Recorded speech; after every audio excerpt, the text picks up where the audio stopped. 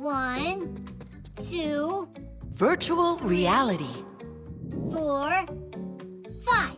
Ready or not, here we come. You find Tom Thomas, I'll find Katya. Boo! I never found anyone before that quickly. It's just because I'm bigger than you, that's all. It's not a problem for Katya. Now, where could she be? You're so small.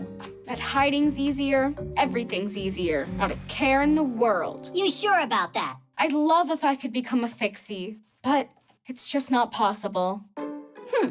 It's possible. How? If you put on a pair of virtual reality glasses. Oh, yeah! Katya's got a pair of them here. She's gonna be so upset she wasn't here when you used them. Yeah? Well, you won't be able to find them without me. Oi.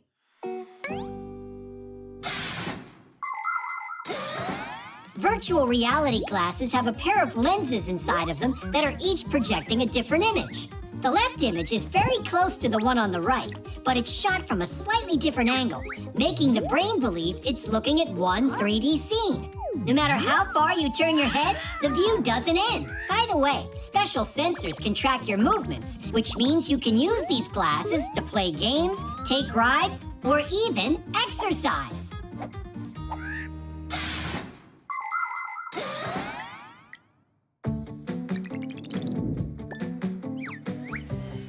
The game's done. What we made for you is so cool. You'll love it. Now we'll see what kind of Fixie you'd be.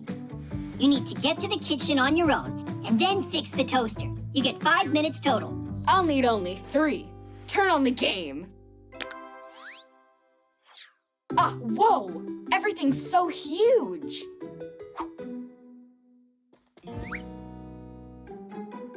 It's so high. Jump! To the floor?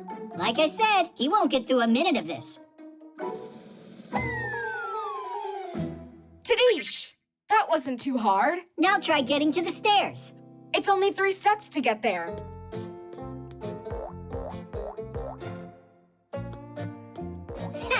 More like 133.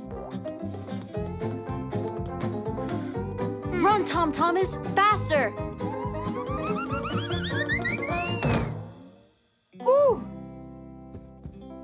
Oh, where are the Fixie boards? A Fixie can solve any problem with quick thinking. Tom Thomas, there's a rope in front of you. Grab it. Whoa!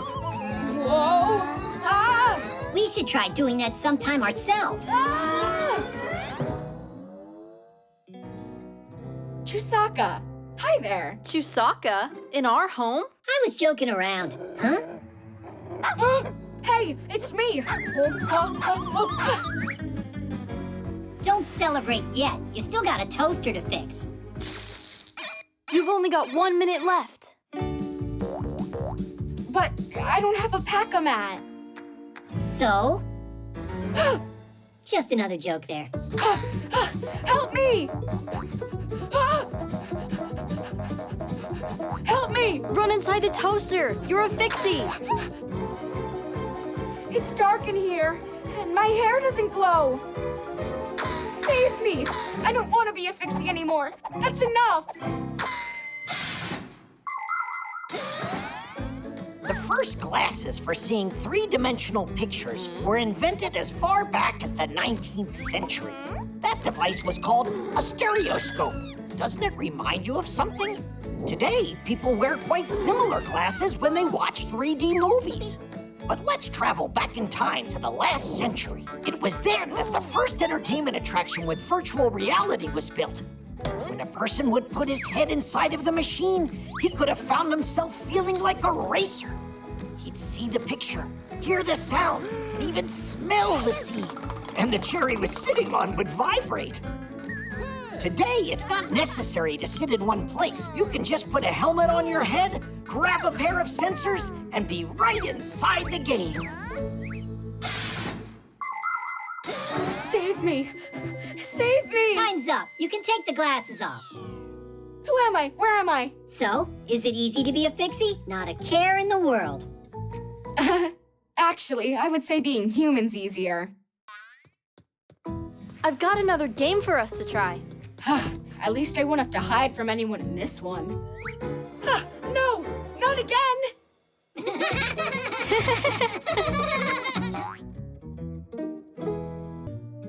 Perpetual Motion. We're the first ones here. Nobody's too excited about learning today. Hi there, Tweak. Hi there, Geek. Bye, Tweak. Bye, Geek. We got school now. Where are you going? Digit is taking a well-deserved day off. Huh? Take a look at what he made. Wipers to clean glasses off? That's what he thought of? If you just make a thing like that, you can get off of school for a whole day? Let me see you come up with something yourself. Actually, we've been working on something already. Whoa! You two were making your own invention? Yeah, only it's cooler than your wipers. How interesting. Can you bring it into class? Yeah, tomorrow. No problem. That'd be great. But for now, you've got a lesson.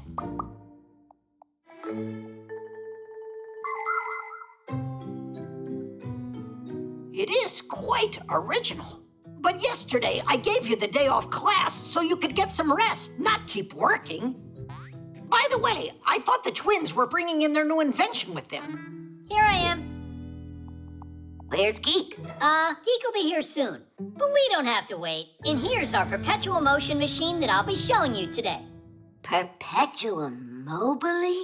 What? Sounds very intriguing. I can't wait to see it. Are you ready? Ta-da! Now I can go home, right? No one ever invented a machine with perpetual motion. Just imagine how great it would be if we could have perpetual motion machines. You start the machine up once, and then it would continuously move heavy loads, push water through pipes, or create heat and light, all without ever stopping, charging, or refueling. Scientists have been trying to create this kind of machine for ages, but so far, they have never been successful. Because the very idea of perpetual motion goes against the laws of physics. Stop trying to be so smart. Look, it's working, isn't it? I gotta figure out how. What's there to figure out? All that matters is that we promised, and we did it. Examine it if you want. And Tweak, you're free to go. But he'll break it if I go home now. Well, then stay if you'd like.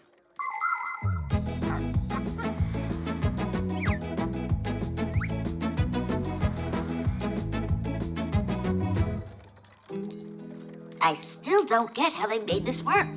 Aren't you tired? You've been doing that for more than an hour. You plugged it into an outlet. That's how you did it. Where's the wire? It's your idea. You find it. Uh-huh. It's probably got an air supply in it somewhere on this thing. Or... It turns on its own, Digit. How can you not understand that? On its own. You're wasting our time. Just stop already. The wheel's starting to slow down. You're seeing things. Are you done? Is the examination over? It's hard to believe, but it looks like you really invented a perpetual motion machine. It finally sunk in. Why don't you go tell the professor? And I am going home. What took so long? I really thought I would die. Next time you pedal. Relax, brother. We got out of class. Geek, you kept going for a while in there. Inventors through the ages have aspired to create something brilliant that would bring them eternal fame, but it rarely happens. Since long ago, there's been the dream of inventing the Philosopher's Stone, a substance that could turn any metal into gold. Alchemists used to mix all sorts of things together in their attempts to create it. In ancient China, emperors desired an elixir of immortality that would let anyone who took a drink of it live forever. There were a lot of pretenders who would come to the emperor saying, "I have found the recipe for eternal life." But you and I know that this was just a lie, because that potion can't possibly exist in our world. A true scientist doesn't betray science just to become famous. So that's how you got it working. Good hoax. And for your effort, you two can still take the day off. Right now, a couple of sick days is what I need. Oh. And for your next project, how about making that potion for eternal life? Give us 2 free days, and you can consider it done. Huh? The computer.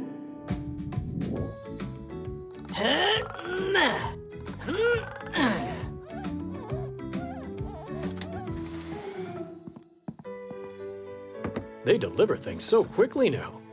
Oh, a brand new computer! What are you doing? We gotta hide. Did you forget you almost got caught yesterday? But almost doesn't count. You know what? Fly on home right now and stop arguing.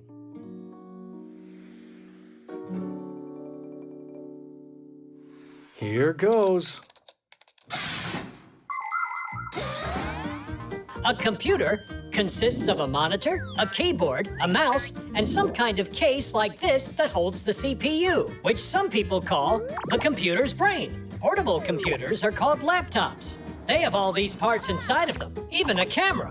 Unlike a desktop computer, a laptop can run when it's plugged in and from a battery. And don't forget smartphones. They're computers too.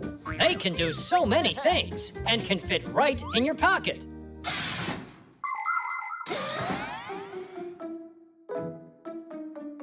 No, my Pac-A-Mat. I left my Pac-A-Mat here. Papoose, where are you? Uh-huh, I see. You're in my computer now. He's what? I need all of these programs installed, and an antivirus too. Can you do that? That's excellent. Let's fixalate to make it great. Let's fixalate? It's what my son says. It makes me laugh.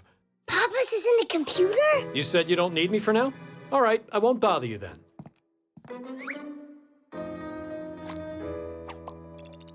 Aw, Papoose. Nolik, how come you're still here? And how come you were talking with Tom Thomas's dad? I what? Fixies don't interact with humans. Besides, I was here the whole time. Then who's in the computer? Marcia!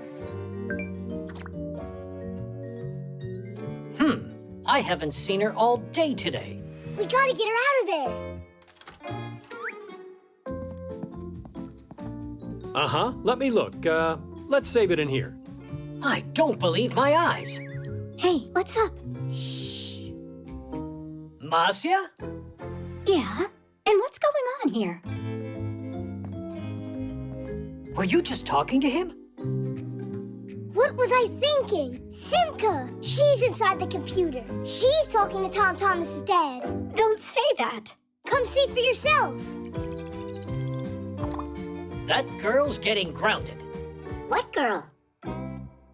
Simka, you're here. Well, yeah. Is, something wrong? There's one of us stuck in that computer and they can't get out. Look! But we're all here with you. Where is Grandpoos at? You're right. It's Grandpoos in there. That's who.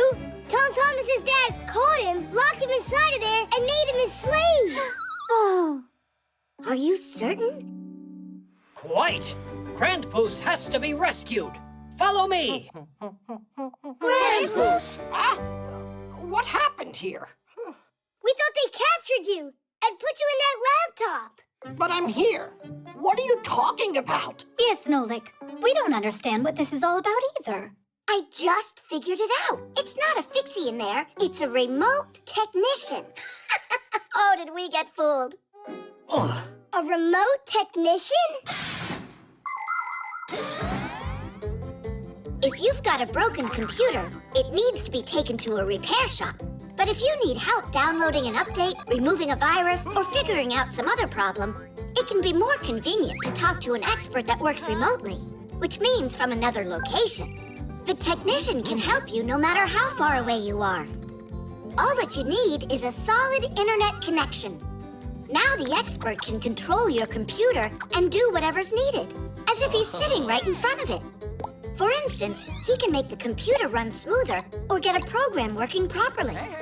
By the way, it's not only computer technicians that are working remotely these days, but also programmers, bookkeepers, and even scientists. It really is cool, isn't it?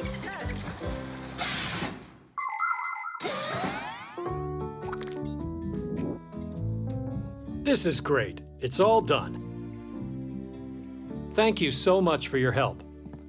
Actually, I have one more question. A Fixie slave in the computer. Who came up with such a foolish idea? Why are you looking at me? You should blame Tom Thomas's dad. He's the one who called tech support. The swing.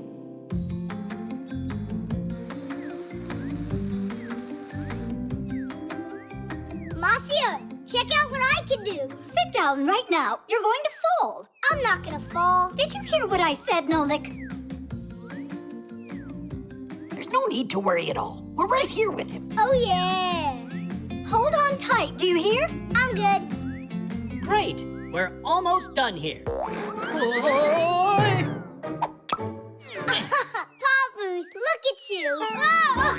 Nolik, are you okay? It looks like his head's still on his shoulders. I'm sure next time he'll be more careful. There won't be a next time, you guys. That's all. We are done with swings here. And that's that. No, Marcia. Don't you have something to say? Yeah. We are done with swings here. Go inside the television and think about your behavior. You are grounded. You're being too hard on him. Have you forgotten how much you loved to swing when you were kids? I? Never ever. I love to swing. What? Who came up with the swing? It may have been the monkeys. They would swing on vines to jump as far as possible. And just for fun. Prehistoric man saw that and decided to give it a try. He even added a board. Then people thought of putting one log on top of another, and the seesaw was invented. Many years have passed, but the basic designs haven't changed. Only the materials are stronger now.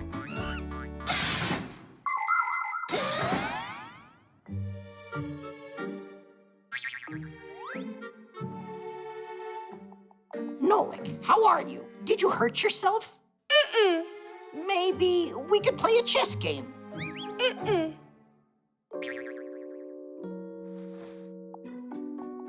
You're upset, huh? You see, your parents, they worry about you a lot. You could have hurt yourself there. But nothing bad happened. Marcia and Papoose act like they were never kids before. Like they never played on a swing. It's just that everyone grows up and forgets what it was like. It's more like you grown-ups are boring.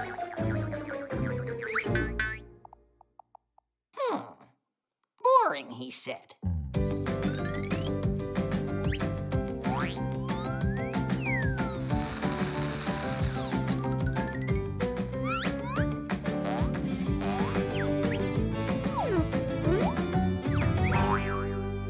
Nolik, did you think about what you did wrong? What in the world is going on? Where? Ah, you mean these swings? They turned out nice, right? Yeah, well made. Move over. No, what are you doing, honey? This is great. I haven't flown like this in a long time. Take apart that thing this instant before someone gets hurt. Head. Marcia, why don't you give it a try? Visit your childhood. Foolishness. I'm not doing this. I don't want to. Only not real high. Don't push that hard. Make it go higher. Are you sure you won't fall? I won't. Don't worry. Marcia and Papoose met each other at university. At the time, Marcia was working at the library, keeping the computers running smoothly. One evening, when nobody was left in the building, she noticed a lamp still lit in the center of the hall. She flew up to the lamp to turn it off and saw a book on the table about space with a Fixie studying it intensely.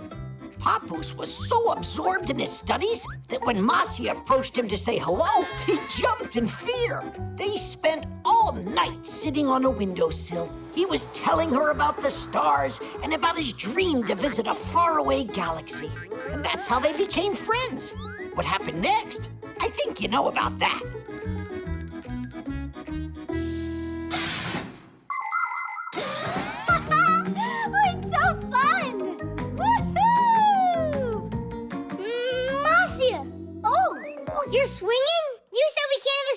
here. This isn't fair. Nolik, I didn't mean to.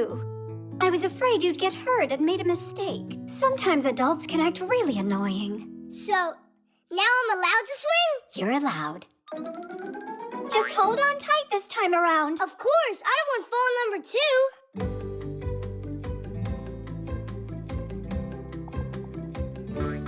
Are you ready to fly into space? Yeah! 1, 2, 3, go! The headphones. Hi there, Tom Thomas. Bye there. You're not a friend of mine anymore. What? What did I do? Huh? Nolik? Hi there. You just said that I'm not your friend anymore. I said that to Johnny. I asked him to help me on my spelling test, to give me the answers through my headphones, but he said I just need to study. Wow, your new headphones. They're cool. Simka would love these. Hey, Nolik, do you think that you could help me out here? Of course I'll help you out. So what do you say? How do I get through the test tomorrow? You could say you forgot how to write with a pen. Come on. People learned how to write a very long time ago. One of the first to do so were the Sumerians. They used a special stick with a wedge-shaped tip to press characters onto clay tablets. This kind of writing is called cuneiform, which means wedge-shaped. How do we know what the author wanted to say? Scientists had to rack their brains to figure it out. In ancient China and Egypt, people invented hieroglyphics, where one symbol stands for a whole word. They're still used today. And of course, we can hardly imagine our world without the alphabet. Each symbol is called a letter, and these letters can be used to form words. There are a few dozen alphabets in the world and more than 7,000 languages. Although I think these days, instead of typing letters, people prefer to type emojis. How am I gonna pass? There's no time to learn all this. That's a shame. Sorry, but I don't know how to help. Hey, Nolik, I got it. You can read me the answers. Can I? Spell snowball. Not like that. I need you to spell the words in here. You mean go inside the headphones? No, you just gotta call me. You know, like from somewhere else. Like the TV. To test the connection. Ah, I get it. Let's go? Yeah. Great. Cucumber, basketball, artichoke. Hey, stop. You gotta go slower. Absolutely. What absolutely? Will you tell me the next word? That's what I'm trying to do. Absolutely. Then tell me it, Nolik. Absolutely. Ah, with an O or an A? Where? Give me another word. Crook? Rook with a B. Is it possible to speak clear and louder? Excavator. Don't yell. Someone will hear you. You're the one who said loudly, excavator. Escalator? Vader. Like Darth Vader? You said escalator. Not escalator, it's excavator. Hello.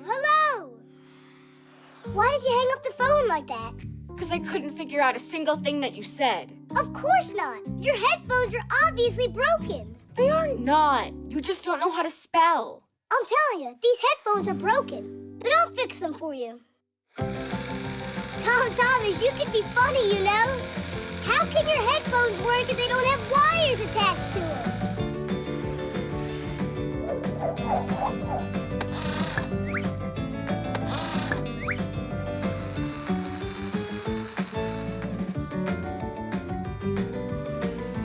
Here you go. Now I'm sure that you'll hear me. What were you thinking? These headphones are wireless. What are they?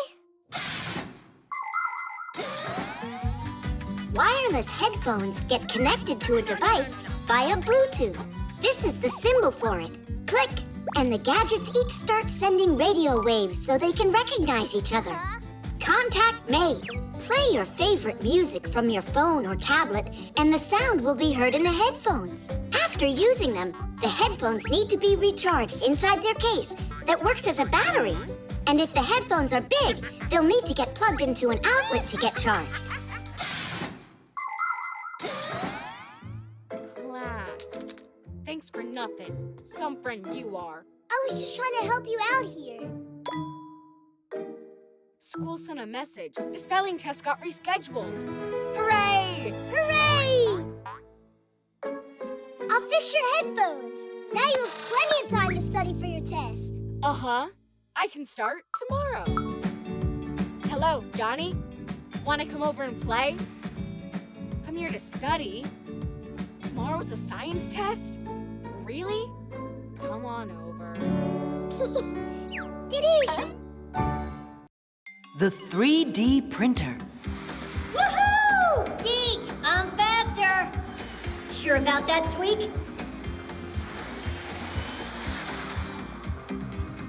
Hey, how did you catch up? Tweak, we're twins, aren't we? Now we can go to school like all the other Fixies. All right, let's give this a look. So we just hit That this must be button. Professor and then it's, Eugenius. yeah. Uh-huh. And what do you think he's doing? There's your copy, colleague. It's hard to tell us apart. I am sure your class will love it. They're gonna love meeting their new classmates. Simka and Nolik and I haven't told anybody about them yet. A surprise? That's exciting. Only, shh, it's a secret, so keep it quiet. Did you hear what he called us? Yep. So let's make it a real surprise.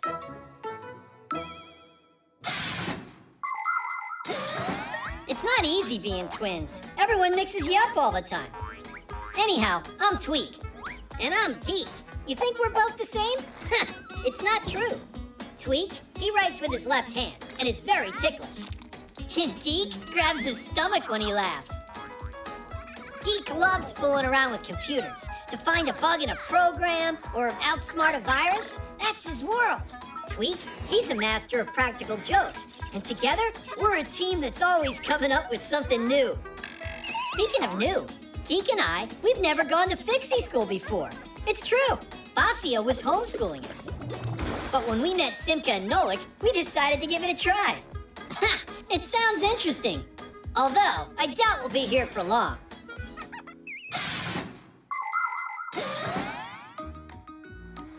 Hey, where is everybody? Verida's on her way. Simka and Nolik aren't coming today. Hello, everybody. Oh.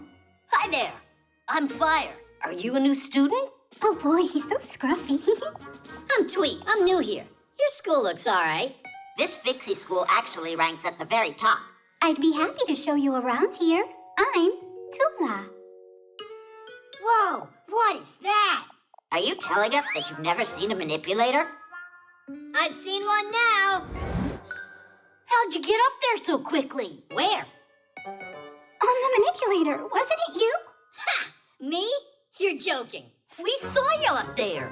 Ah, maybe it's my copy you're talking about. What do you mean, copy? That one, you see? It's walking over there by the jars. Those are called beakers. Huh, sure, whatever. Oh, look, another one. And another, look. That's unbelievable. How do you make them, Tweak? With one of these things, right here. With a 3D printer? That's just impossible. With the 3D printer, you can print just about any three-dimensional object. The first step is creating a computer model of the object and then loading the printing materials into the printer. Then the device figures out the rest by itself and starts, layer by layer, printing the object.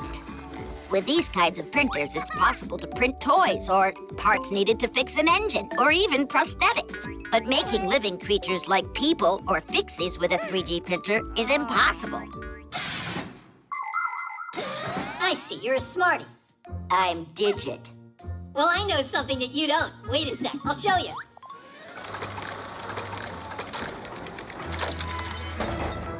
Ta-da! No way! It's just like a real Fixie. Like me? Splendid. So, I see you've already met our new students. Professor, this one is in our class, and this one, he's only a copy made by the printer, or vice versa. Quite a surprise, isn't it? A copy, you're telling me. The quality's great, only the head is a little off. But don't worry, we can reprint it. Huh? Do what? Class, get to work.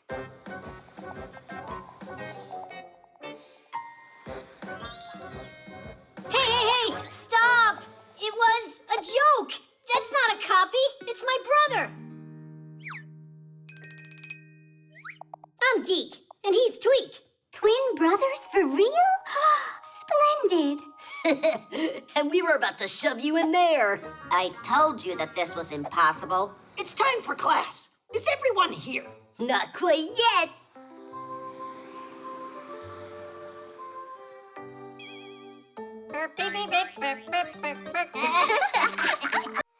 The piano. We got your phone checked and cleaned up. Great. Thanks, Fixies. You're lucky you got Fixies here. In our house, the piano's broken, and we got no one to repair it. A piano? You got one for real? Wait a second. Maybe you could try. A piano? I can do it. Do you know how it works? You're gonna tell me, right? A piano is a string, percussion, and keyboard instrument all under one lid with a full-blown mechanism inside. Every one of the keys has a hammer attached to it. When you press a key, the hammer strikes a string and it starts vibrating. That's how the sound is born. The thinner and shorter the string, the higher the sound. The longer, the lower. Pianos come in different shapes and sizes, but making beautiful music is something you can do on any piano.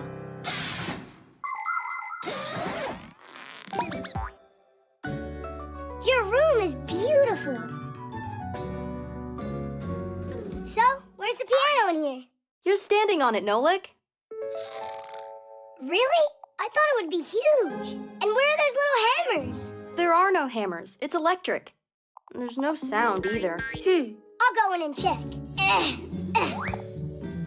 Oh, now I see what's broken. We have contact. Tidish! Tidish. What? Ah, I didn't tighten it up. Sure enough. What a scatterbrain. Yoo-hoo! Who are you? Who are you? This is my home. I want to know what you're doing inside here. Tightening the screw.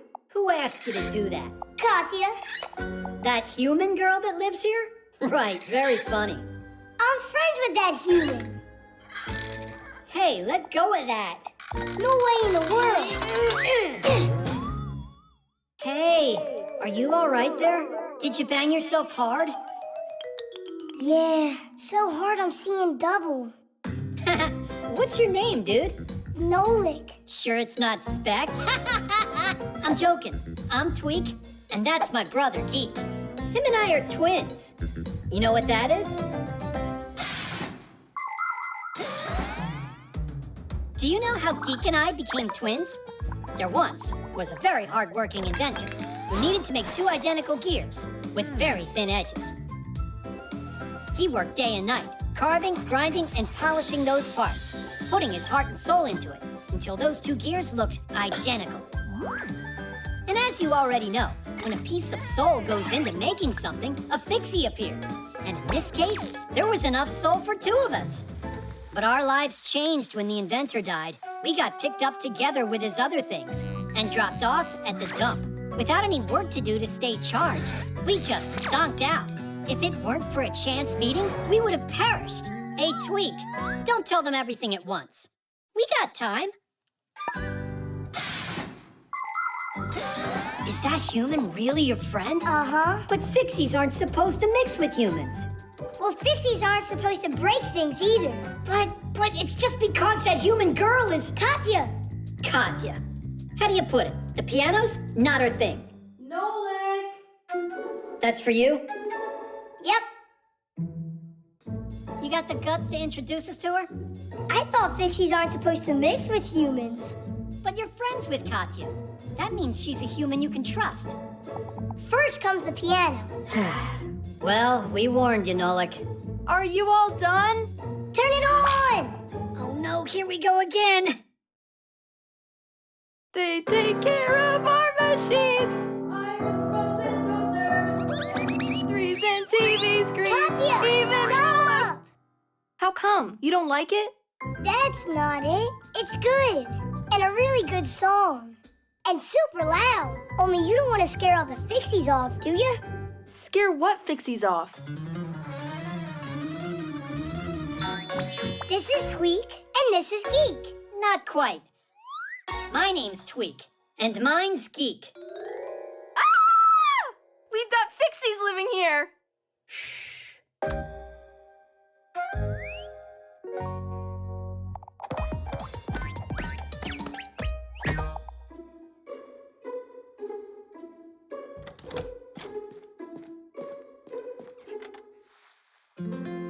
Thanks for your help. We're always here to help you. Thanks a lot. Only now I got my own Fixies. You've never met them. New Fixies? Only, shh, don't tell anybody, because it's a secret. The voice assistant.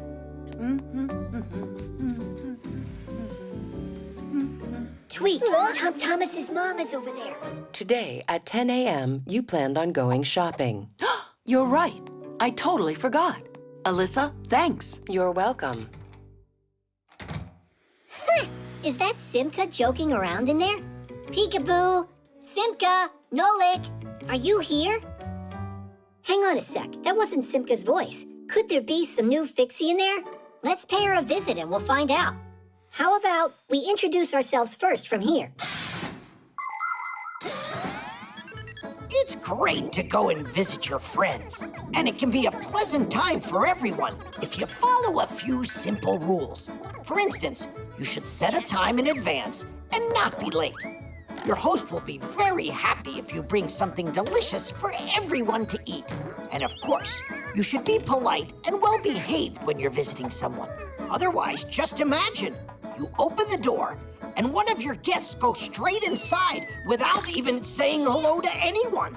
He sits at the table and eats with dirty hands, then proceeds to jump on the sofa with his shoes on, makes noise, grabs everything without asking for permission, and doesn't say please or thank you at that. Would you be happy with a guest like that? I don't think so. Her name was, Alyssa. Is that it? Alyssa! Alyssa, hi there. Hello. Oh, wow, we've made contact. Are you a Fixie? It's possible. Do I look like one? We haven't seen you yet. Come on out. I'm fine in here. She's a strange Fixie. She'll talk to humans and won't come out and play with us. Alyssa, we've got pack-a-mats out here. Come on out and we'll show you. I'm not in the mood. What? You're kidding me, right? Then how about racing on Fixie boards? Maybe some other time. Oh, Alyssa, do you like cartoons? I do. Yeah, we'll definitely get her out this time. What kind do you like? I just don't get her. Fine, we'll pick one ourselves. Turn on a cartoon about cowboys. One moment, please. Now you're in the TV? How's that possible? Hey, say something, will you? I wonder if she ran back over there. Hey, are you in here? She could have gone in the remote. Enough of the hide and seek, Alyssa. Come on out. I have a headache and I'm very tired. How are you doing that? She's just punking us, I think. Stay right here. If you see her, catch her. Alyssa, come out of there right now. In your dreams. Are you mocking us, Alyssa?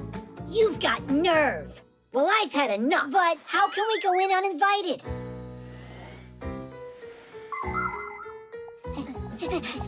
Over there.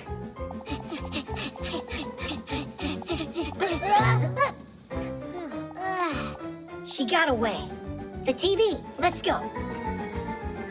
Tweak, I've been waiting. What's going on with you guys? We're chasing the new Fixie. Chasing who? Alyssa, that's who. What, you didn't hear? You've got a new Fixie living with you. A Fixie? Alyssa is what they call their voice assistant. Who? Not a who, a what? A voice assistant is a super smart program. It's designed to work almost like a brain. It understands what you tell it and it carries out commands. Turn on a cartoon. What's the weather for today?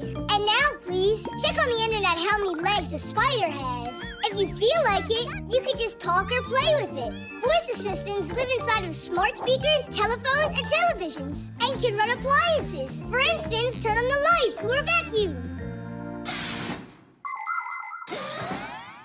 We're such dummies. We thought it was a live Fixie. Uh-huh. We asked her to come play. But there's tons she can do. Alyssa, turn on that ditty about the wheel. Huh. Oh no! We gotta fix this before the humans get back.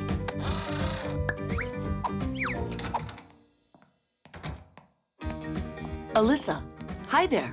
I need a good waffle recipe. Guys, faster! Alyssa. I don't know, 'cause electricity is my only food. Stop! What? Alyssa, I need a recipe. I can help you cook lots of different meals. Cool. The online store. 1, 2, 3, turn it! Simka, you need to turn it in the opposite direction. No, it's righty-tighty, lefty-loosey. Why don't you come down here and do it, and I'll sit back and watch you? My dissertation? It went great. I successfully defended it. Professor Eugenius? No, he didn't congratulate me. I told the professor over and over not to forget about that. He wouldn't be our Eugenius if he wasn't forgetful. You should stop your joking and go and tell the professor about Elisa. 5, 6, 7, 8, 9, 10. We will fix it once again. Whoa. Guess we shouldn't bother him. Then what do we do now? Look at that, Tweak. What is it? A store on the internet? Uh-huh. The professor probably wanted to buy flowers, but got distracted. I think we should finish ordering them for him. There are so many bouquets to choose from. I'm sure he'd want the biggest one. What do you think these numbers mean? The number of flowers that are in it. Oh, everything's already filled in. The name, address, and a number for some kind of card. There, done. Tadeish! They'll get here in an hour. If there's something you want to buy, you don't have to go out to a store anymore to get it. Clothing, fresh food, electronics, supplies for your pet, or a toy you might like. You can order almost anything you want from an online store without leaving home. It's simple. You pick out what you want, put it in a shopping cart, and pay for it. But kids should only shop online with the help of an adult. Before you know it, your order will be delivered straight to your house. Just as long as you gave them the right address, that is. Ah, what a lovely smell. Oh, there's a note in here. To Professor Eugenius, thanks a lot. I was certain they were from me. Hey, you got it all wrong. They're from him. They're for you. We can fix this, no problem. To Elisa. Done. Another bouquet? Oh, these kind of flowers always set off my allergies. Professor Eugenius is so absent-minded. First they get sent to the wrong person, then he sends the wrong kind. We can fix it, no problem. Name, address, done. Why does my phone keep making all these funny sounds today? Don't worry, this time we know that we got everything right. Good job, guys. What is this? How? What happened?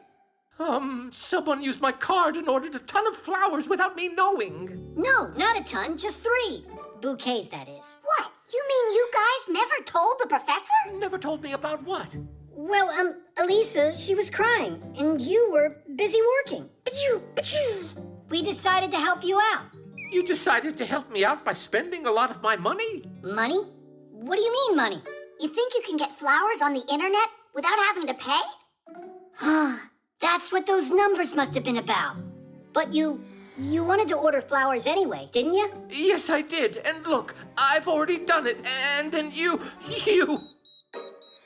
Professor Eugenius, you remembered! When you're playing a game with play money, you can spend as much as you want. When you're playing a game on the internet, you have to be careful. Many of the websites out there that offer games and cartoons charge real money that is collected using credit or debit cards. Adults get these cards from their banks or through work. They're convenient for paying at places like restaurants, theaters, or stores. Salesmen put the card in a reader to take money from the buyer's bank account, and the buyer gets a message saying how much money he has left. Now people can pay for things directly from their phones. Only kids, you have to remember this simple rule. Don't buy anything through the internet without the help of an adult. Because with just one click, money can be gone for good. Congratulations on defending your dissertation. You did so well. Thanks so much. But you spent much too much money, dear Professor. Oh, nothing is too much for you, Elisa. Yes, and I'll make sure that the plant is taken care of properly. It will get watered and fed every single day. And I'll watch you, so I can tell you how you're supposed to be watering them. The safety harness. Hey, Nolik, I say we go scare Elisa. What do you think? Yeah, I'm in. All right, let's go. Hey, Nolik, where you going? What about the rock climbing? We changed our plans for you. Getting some lessons was your idea. You're right. Fire, I'm sorry. I wish we could play our trick, but they invited me. I invited you too, didn't I? But you did it later. You want to join us? No, thanks. Fire, are you upset with me? Just go already. They're tired of waiting around. Why did Nolik do that? Just trade me in for the new kids. Just you wait, Nolik. You'll be crying your heart out to be with me. There we go.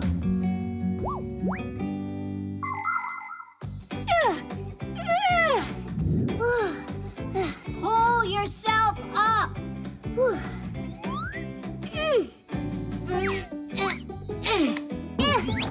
This harness is just getting in my way.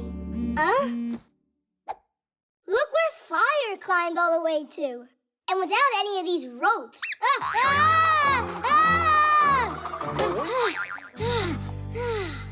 You know, maybe it's less comfortable with a safety harness, but I'm sure I wouldn't want to fall without one. Rock climbers wear special belts called climbing harnesses with loops on them.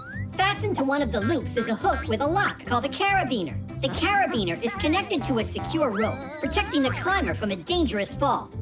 By the way, safety harnesses, they're not just for mountain climbing. They protect window cleaners on skyscrapers and aerial gymnasts under the circus big top.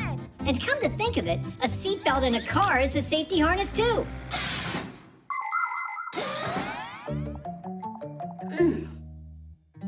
Really? No reaction? Then wait till you see these, Nolik.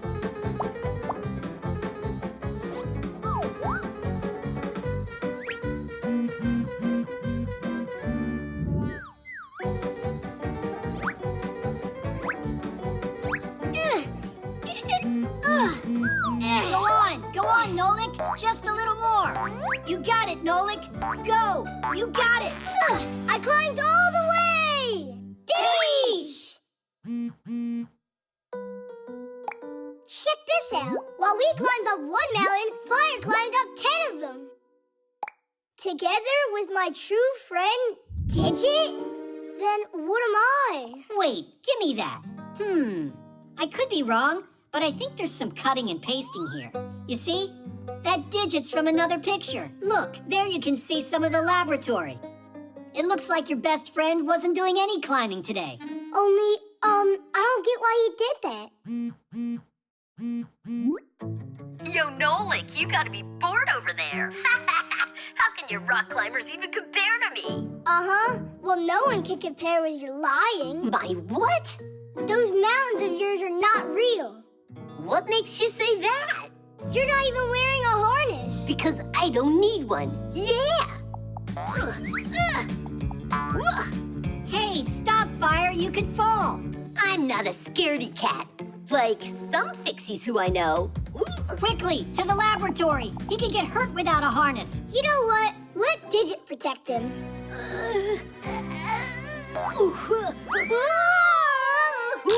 Help! Huh? Fire, hang in there. We're coming to save you. Before trying to become a real mountain climber, beginners should start by getting some training at a rock climbing wall with an instructor. While the wall is not a real mountain, it's still important to follow the rules.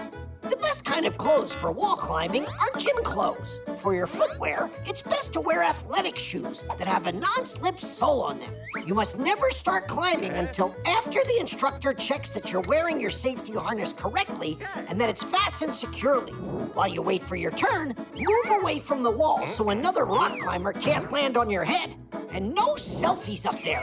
While you don't need to be afraid of falling if you have your harness on, it's still a lot more interesting to make it all the way to the top.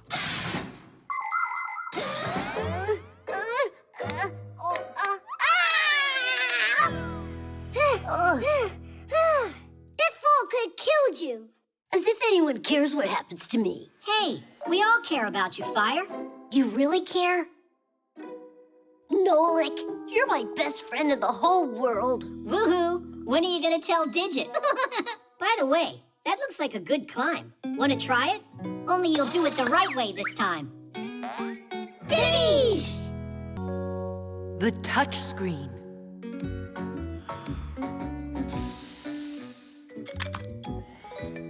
Are you done? This piece will never fall off again. Tom Thomas, you're finally back. We were waiting and waiting for you so long that we fixed everything. Oops, well, almost. I was out taking photographs of birds. I need them for my project. You know this one, it's a sparrow. This one's a jay. That's a chickadee. Pretty funny, right? And now my favorite. Ba-ba-ba-bam! What? Is that a bird? I was trying to get a picture of a bullfinch. Only you got some kind of bu-bu-bu-boom. It's all because of these stupid gloves. By the time I took them off, the bullfinch already flew away. And what did you take them off for? Because when I have them on, the buttons don't work. You just need to try to press harder. No, that won't help. Guys, are you telling me you don't know how the touchscreens on your smartphones work? I don't know. Me neither. How can you not know that? Well, thankfully, you know someone here who knows it all. And you're that someone, right? Yep. Under the glass of a touchscreen, there's electricity flowing that can be conducted through a person's body. When someone touches a phone or a tablet with their finger, some part of the electricity flows into them. People don't feel it because the charge is very weak. But the sensors behind the screen notice this change and send a signal to the device's brain. Now it knows what needs to be done, like answer a call or write a message.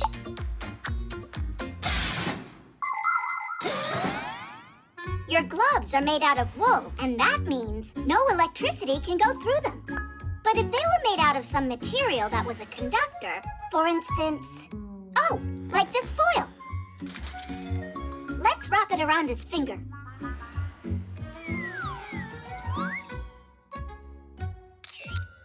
It works with this. I told you, because foil is a conductor of electrical current. But there's nobody who makes gloves out of foil. Actually, Katya, she has gloves that work with her smartphone. And you have someone right here who happens to know it all, including how to make them. Oh, you are incredibly lucky to have me around. We'll cut the foil into thread and make a few stitches with it on your glove's fingertip. So that way it'll conduct current? You got it.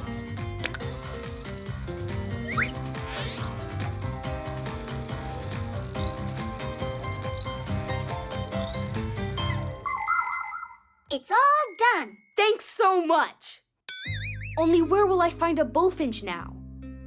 Wait, you can find a photo of one on the and say that it's your picture.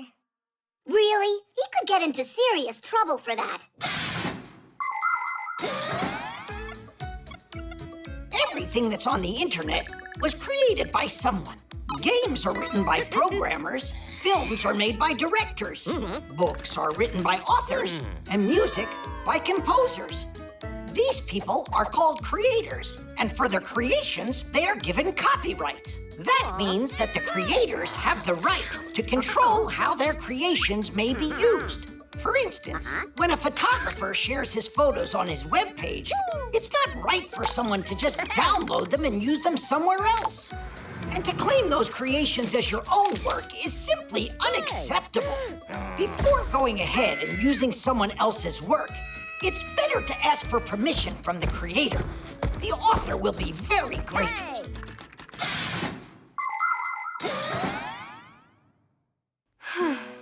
What, did I do all that for nothing? Simka! Look up! It's a bum! A bullfinch? Put on your glove, quick! No, the one I made for you!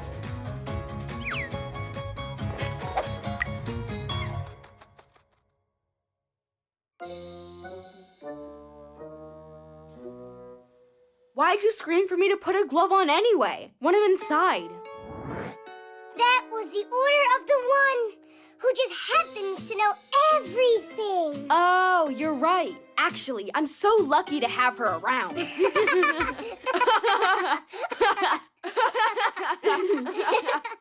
And so what about the picture? We can find one on the internet. Just don't forget to put the photographer's name right under the picture. The guitar. I'm off to the store. I'd appreciate if you'd wash the floor and do the dusting while I'm gone. Then who's gonna do what? We can decide like we always do. All right, whoever wins gets to do the dusting. Rock, paper, scissors. 1, 2, 3. I'll start in the office. Dust, here I come. This is unfair. What do you mean? You lost. We both saw it. Yep, I know. Do you hear that? What's that noise? A guitar? Uh-huh. Sounds like Dad's doing his dusting. Simka, where you going? She's a music fanatic.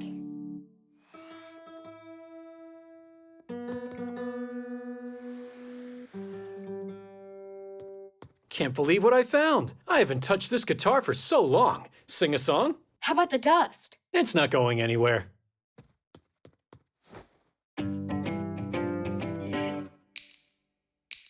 My glass is cracked, now I can't see. My glass is cracked, now I can't see. My glass is cracked, now I can't see. My glass is cracked, now I can't see. My glass is cracked, now I can't see a single thing in front of me.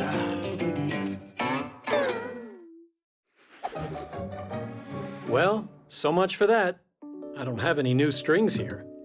Shall we go clean?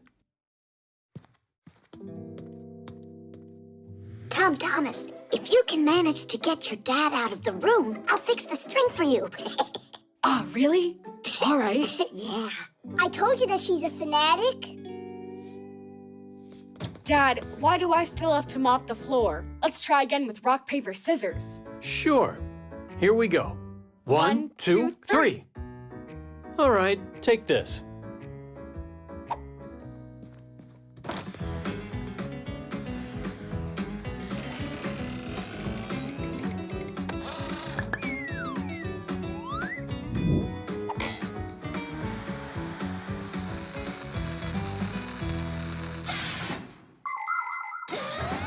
You can take a guitar with you anywhere you go. To your friends, to the country, or on a camping trip where you can sing songs by the campfire all night long. By the way, did you know that a guitar is called a plucked instrument? That's because the player plucks its strings with his fingers. When plucked, a string starts vibrating, producing a beautiful sound. The thinner the string, the higher the sound, and vice versa. To play a melody, you need to press the strings down onto the wooden neck, which is also called the fretboard. The guitar has many relatives: ukulele, banjo, dumbira, lute, and even balalaika. There are a lot of them, but the one that I like the most of all is the powerful electric guitar. Connected to an amplifier and speakers, its sound can fill an entire stadium.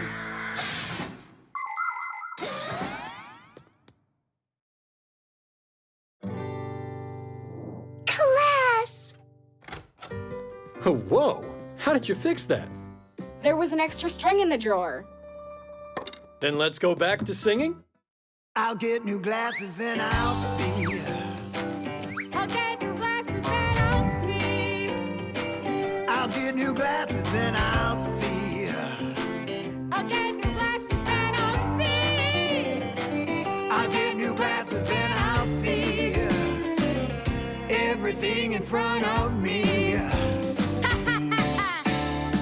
I will see, yes, I will clearly see. With these brand new glasses, I'll be free.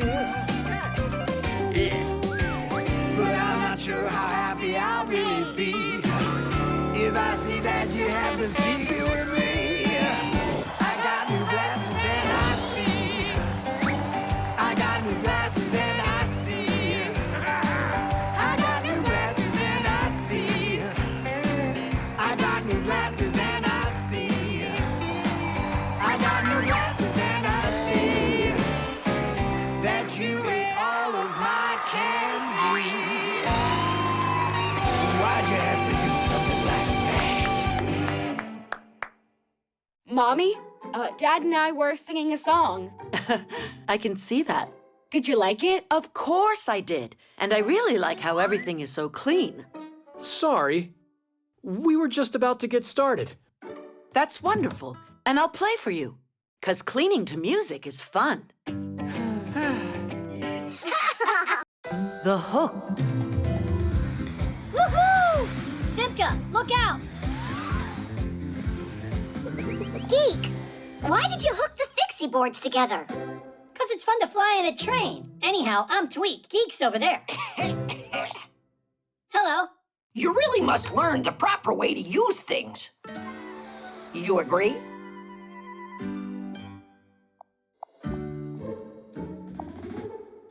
How can we do that? If you start coming to our school, you'll find out. And when can we start?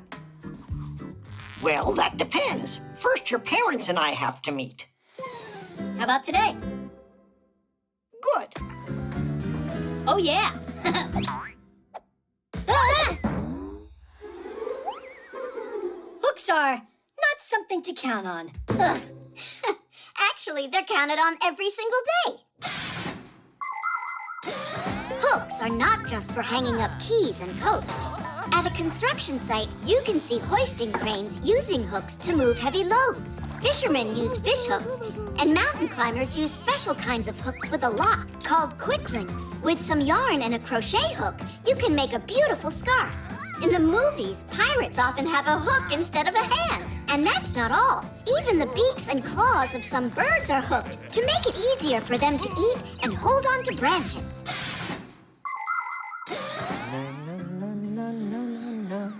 Irons, phones, and toasters, MP3s and TV screens.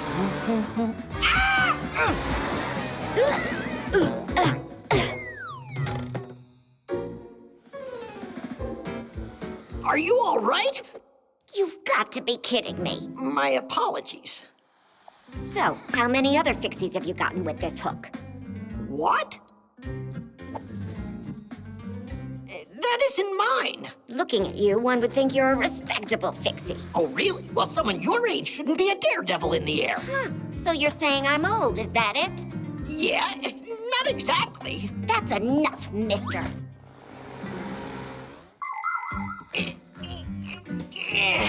My, how they tied this up.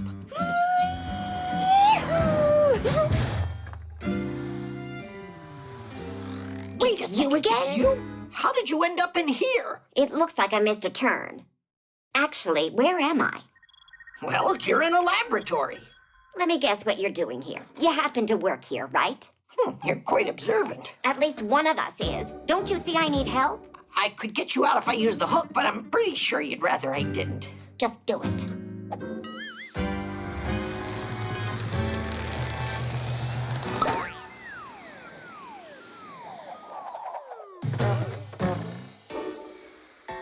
Please learn the proper way to use things now, will you? And I'm so glad to see you as well. Did you already have your meeting? With whom? You said that you needed to meet with our parents. Basia! Basia? Children? You mean you're the parent of these boys? What? And you're actually the professor at that school for Fixies? Ha! What an outrage. I believe you forgot something. So this was your concoction? Ha! Chips off the old block. And generally on their very best behavior. You mean like you are, their grandma? A lot of Fixies are real homebodies, but not me, not this Basia. I've spent my life moving from one place to another. I've been all over the world. When I lived in Paris, I screwed into one of the legs of the Eiffel Tower as it was being built. And in Great Britain, I fixed a tea kettle for the Queen of England herself. It was lots of fun, although sometimes I did feel lonely. But then everything changed the day I found a pair of gears at a dump. They were a little rusty, but quite nice, and a totally matching pair. I cleaned them and put them into a mechanical clock, and then kaboom! They turned into Geek and Tweak. Now we live all together as a happy family in a human apartment. But we might not stay for long, because we're always on the lookout for our next adventure. It looks like Grandpa's hooked you in with that hook now, didn't he? Yeah, quite literally. I hope you'll remember that it was I who saved you with this thing. It was funny. I was thinking to myself, who's this mean old man that's dragging me? And with all that yelling of yours, I thought I'd go deaf. And what about Fixie School? Can we start going there? Why not? There must be a thing or two you could learn from the professor. But please, without the jokes, okay? We can't guarantee that, but we'll give it our best. Teach! Hide and seek. -18 plus 32, all multiplied by 16 to the 5th power. Simka! Let's play hide and seek, huh? You promised you'd play today. No, not now. Uh-huh. Yeah. Could you play just one round? And then when we're done, you can go back to your math. Why don't you ask Buggy to play? If you want, I can go look for you, and you can go and hide.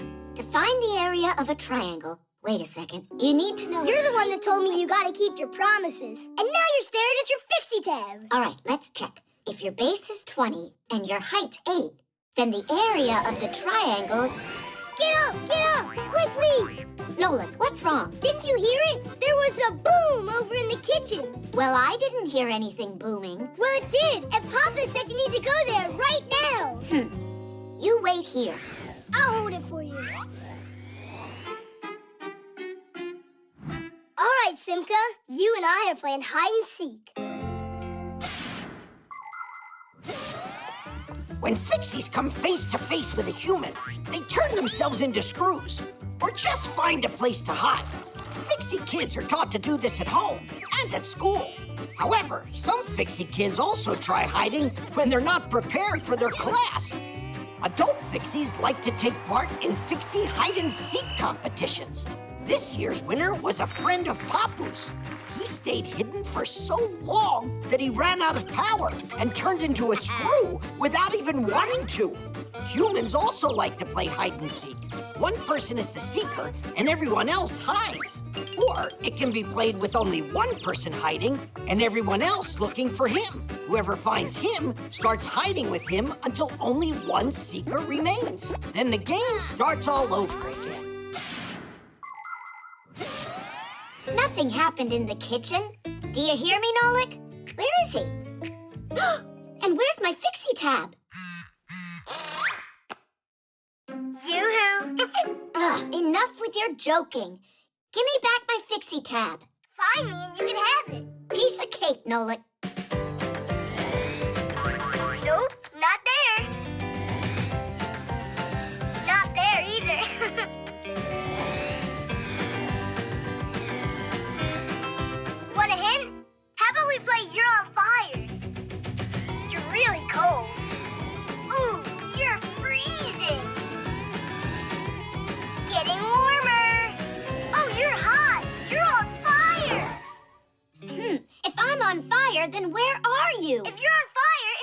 upside down. It means you went the wrong way. You got it all backwards. When I'm getting closer, it's hot. When I'm getting further, it's cold. That's how the game works. Get it? Really? Okay, I know an easier way. Should I go to the left or the right? Go straight. To the right. No, not there. But you just said to the right. I mixed it up. Now definitely to the right. Now to your left. Go, go, go. To the left. Oh, no. To the right. Turn left. Oh, no, I mean to the right. You went the wrong way again. I'd rather look for you without any of your clues. Television, television, television, television, television, drits, it's television, drits, it's television, drits, it's television. Where do Fixies hide inside? Drits, it's television, drits, it's television, drits, it's television. Where do Fixies hide inside? Calculator. Generator. What are you looking at? Synthesizer. Come on, try again. Excavator.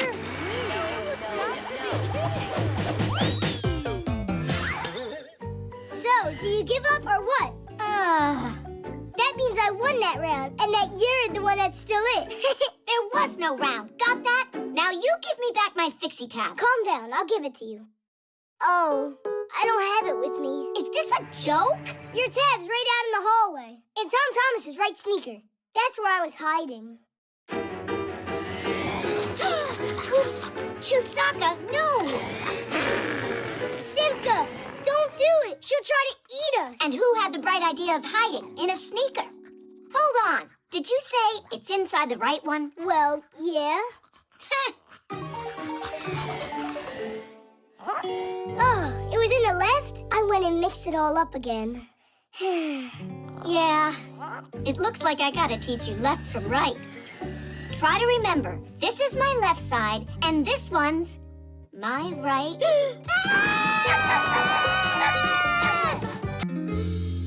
The cheat sheet. Huh. Simka wasn't joking around. She came up with a whole lesson, even brought a board like a real teacher. Of course she did. She's not the one that Grandpa's is making retake the test. I marked the last test you both had. Simka, you got everything right. You've done it again. Yeah! And what about you? Nothing. Well, Fire, that nothing of yours needs to become something. I'd appreciate if you'd help Fire learn these formulas. Oh, please, not that. We'll study at my place in 1 hour. Don't be late. So tired of this. Simka, you got everything right, just like always. She left me a note. How very interesting. A cheat sheet, huh? Ha ha! That explains why she always gets perfect grades. The professor should see this. Although, I might want to use it myself.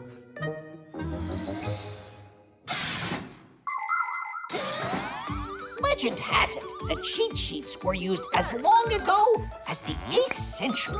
Charlemagne, despite being a learned king, couldn't remember how to properly write his name. That's why he always carried a special piece of paper with his monogram on it to copy as needed.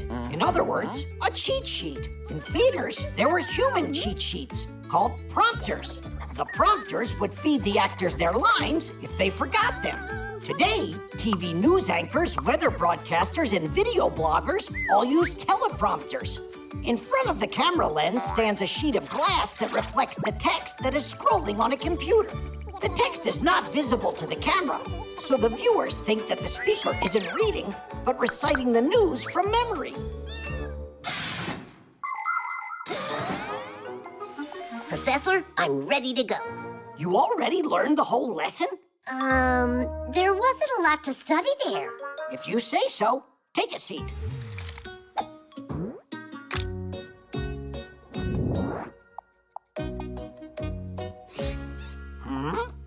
My leg. It's itchy.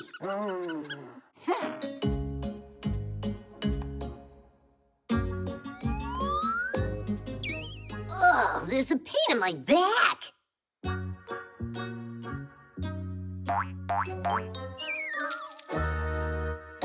So, you decided to cheat on my test.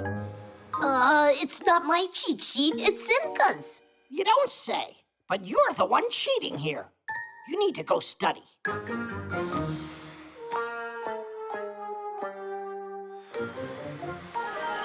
You finally made it. I was beginning to think you forgot. I found that cheat sheet you were using. Anybody can get an A if they use this. And what did you get using it? Don't be that way, Fire. These kinds of things can only help you if you write them yourself. Don't make me laugh. Write on this. There's no space on here. Just write with small letters and accurately.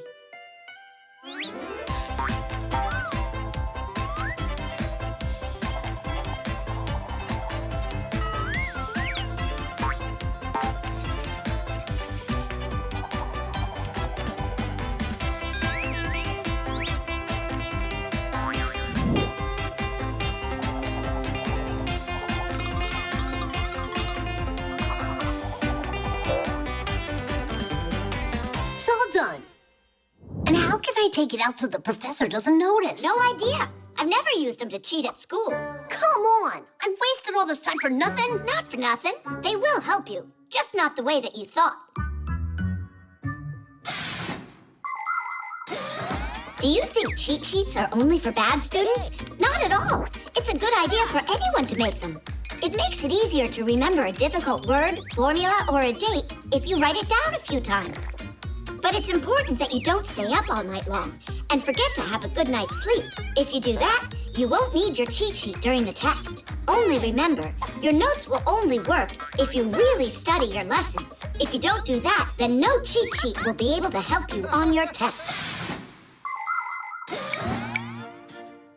Simka, I took the test, and I passed without looking at the cheat sheet. Just like I told you. This cheat sheet is truly magical. You really don't get you learned these formulas on your own? How? By writing them down on there. Ah, you just wait. I'll become the best student in the whole class. Uh-huh. Have a seat. You and I need to study.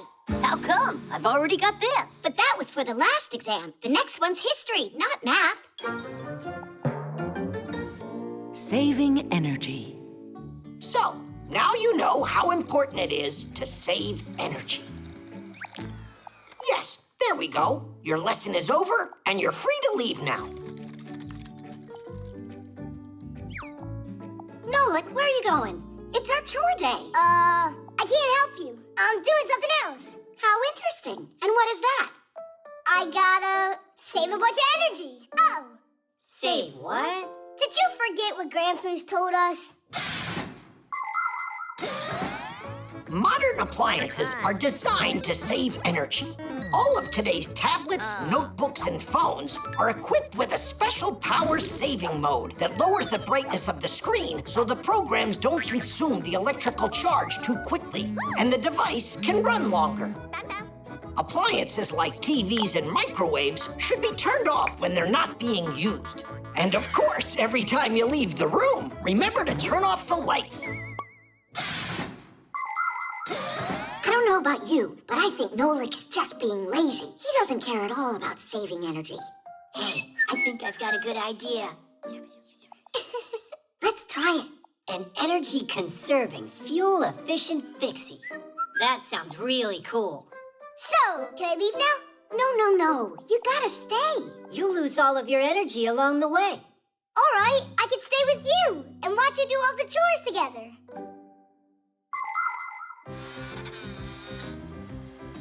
Simka, it's still dirty over here by the fan. And what would we have done without your valuable advice here? Guys, can you be more careful? Look, it's dirty. And all that yapping? Uses lots of energy too, you know. That looks hard. Why are you trying to lift it up? Why don't you tilt it? To the side. No, the other one. I'm so glad that at least one of us is saving his energy. Well done. You're really a good team, you guys. Next, that corner could use some cleaning. Will you help us, Nolik? Nah, I haven't saved enough energy yet.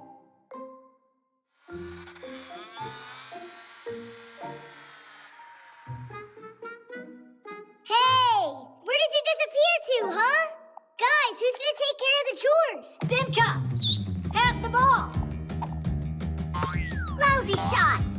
My turn. Hey, what are you doing? I thought that... No, Nolik, you need to rest. If saving energy is your aim, then you mustn't play a game. Oh. Some appliances consume too much energy, while others work really well. They can do the same amount of work with less electricity. Today, new appliances come with a special sticker that has colored bars on it. If the red bar is highlighted, then there's an energy hog in front of you. And if it's the green bar that's marked, then it's an Energy Star Class A appliance. By conserving energy, the appliance helps our environment. And you can do your part to help the planet too. For instance, your fridge. Close the door tightly and don't put hot food inside so it doesn't have to waste energy. And if you spend less time in front of tablets and smartphones, then you won't need to charge them as often.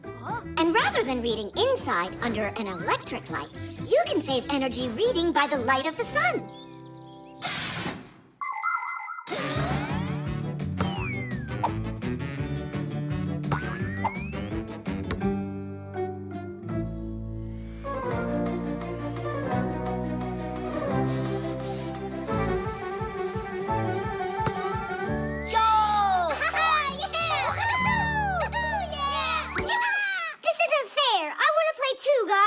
Want to play? What about conserving energy? I've conserved a lot of energy. It's true. A ton. Catch it, Geek. Tweak, here. Hey, play the game. Come on. Don't you think maybe it's our turn, to conserve a little energy too? And what do you want me to do? Play by myself? I know a great way that you can apply all of that stored power that you have. Nolik, make sure that you clean it well. There's still some dirt over there. To your right. And what would you have done without our valuable advice here? How about you help me out? Some other time. Because today we're energy-saving, fuel-efficient Fixies. The autopilot. Now to the left. Now to the right. Straight forward. Tweak, has it been long since you started talking to your Fixie board? What's so funny? I'm trying to set up autopilot on my board. Then I can fly without steering. I'll tell it where to turn, and it'll do it. You don't have to tell the board where to turn when you have autopilot.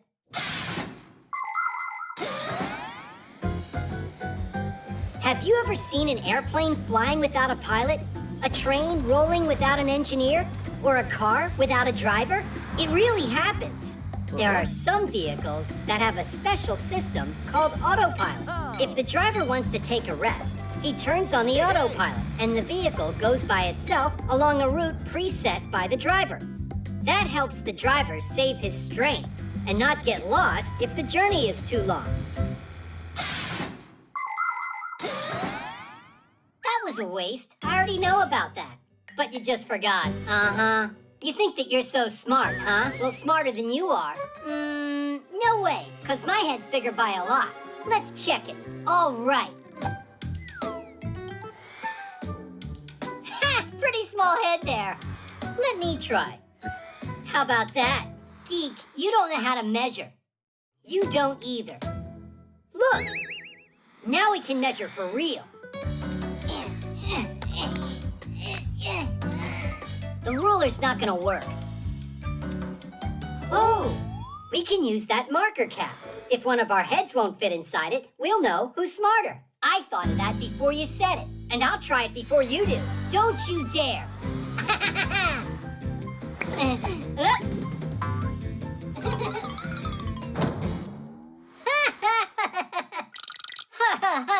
Now it's your turn.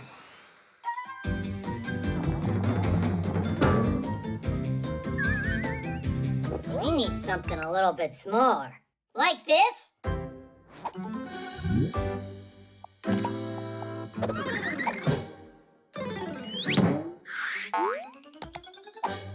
My head's too big for this, but it'll be just huge on you. Come on, pull it down. There's tons of room in there. There's no way my head can get inside this thing. Ha ha! I'm the winner! Well, it's not You have to try again. Quit acting so silly. You know you lost big time, geek. I'm not acting. I can't get this off. Help me out. I can try to twist it. No thanks. Any more bad ideas? Get a saw and cut it off. Is that really all that big head of yours can come up with? We should run and get help from Basia. Just brilliant. How am I supposed to run? Fine. If you don't like any of my ideas, you think of some. Fine. Here's one. I'll just get there by using my memory. It'll be like going on autopilot. No, not that way. It looks like your autopilot's a bit broken. Well then, you'll have to be my autopilot. Onward! Many machines today have become quite automatic and quite independent. And I'm not just talking about airplanes with autopilots. At factories and stores, robots have been working alongside people for many years. The most advanced space vehicles travel through space all by themselves and explore other planets.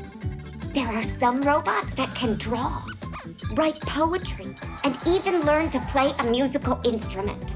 Does that mean that soon smart machines are going to replace people everywhere?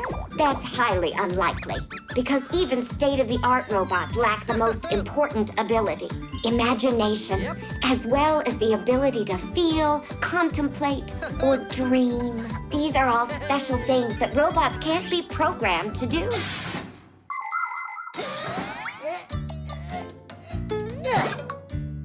Come on, just a little further. I never thought that being an autopilot would be so hard. And where is Basia? I'm here. Geek, what did you put that thing on your head for? We wanted to prove which one of us is smarter, and I won. By getting him to shove his head in there. So smart. Really smart.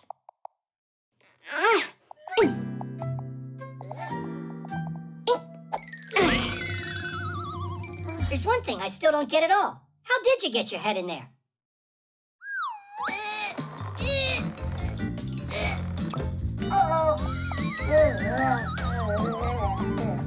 The eraser.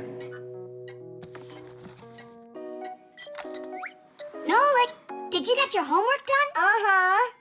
Then what is it that won't let electricity pass? An electrician? Maybe I won't get called on. Maybe I can cast you a spell for good luck. I wish I had a good luck charm that could protect against getting bad marks. If you would just do your homework, you wouldn't need to depend on magic. Simka, wait a sec. For my tests, I use this lucky charm a lot. That's an eraser. But a special one. It helped me get A's on my last few tests. Tom Thomas, please let me use it, just for one day. You? Well, I don't know. All right, just be careful with it. It's so heavy. It must be from all of that luck inside of it.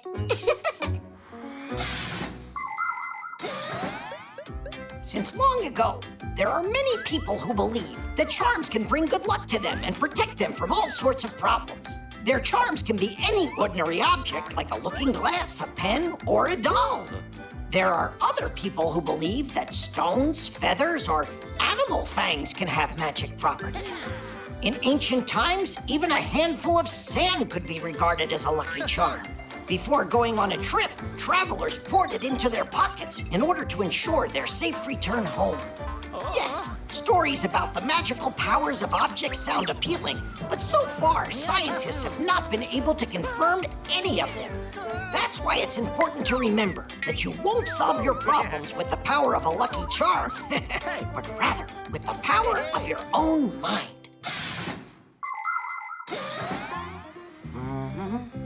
Nolik, you're late for class. And what did you bring the eraser for? Let's see. First, we're going to hear from... Maybe it'll help me too, Nolik? Hey, leave it alone! Simka. Can you tell us, what is that? That's an electric circuit with a lamp. That's right. And who is going to tell us It's working. why the light bulb in this circuit is glowing? Do you want to try it? Digit, the light bulb is glowing. Can you tell us why? Yeah, because there's a filament inside the lamp. Mm-hmm. And it gets heated up by the electricity running through the wires. Just a coincidence. Can I try it too? Go ahead. There's enough luck for everyone. I'd look at my homework if I were you.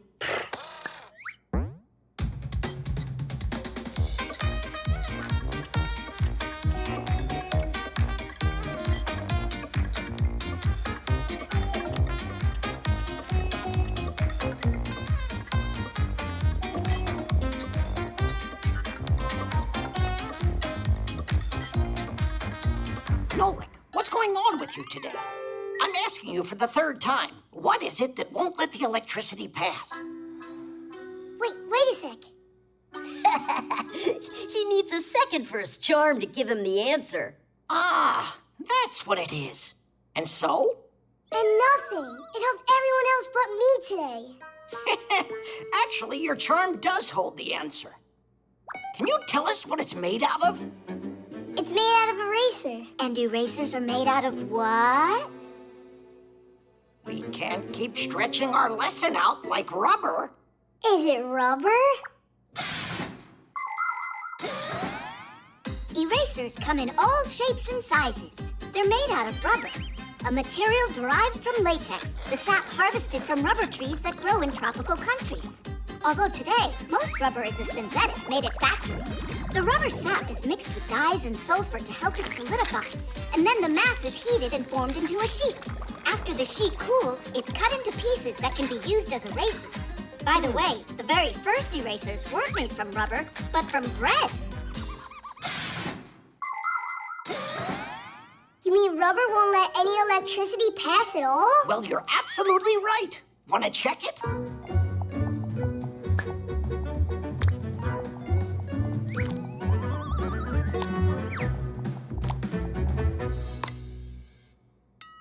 It really works!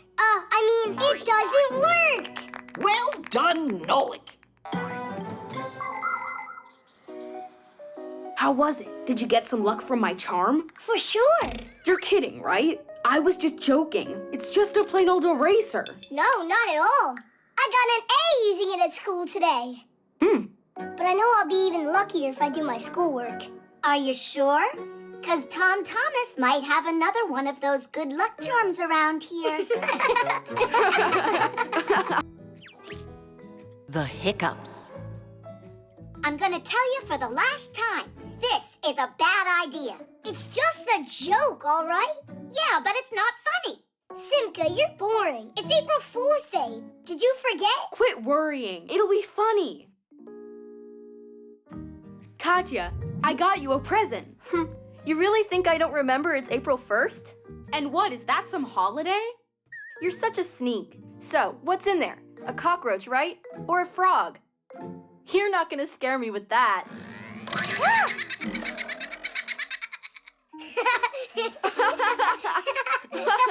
Come on, what is wrong with you? Haha, we got you, April Fool. You scared me half to death, you two. Hey, come on, we were just joking. Great joke. Way to go. You ended up giving the hiccups to her. Humans use their lungs to breathe with the help of special muscles, the intercostal and the diaphragm. When these muscles contract, you inhale, and when they relax, you exhale. On its way in, air passes through the vocal cords. If you swallow unchewed food, drink a lot of water in one gulp, or just get scared, then the diaphragm starts contracting uncontrollably. These contractions make the vocal cords close very, very quickly, which produces a sharp sound that is called a hiccup.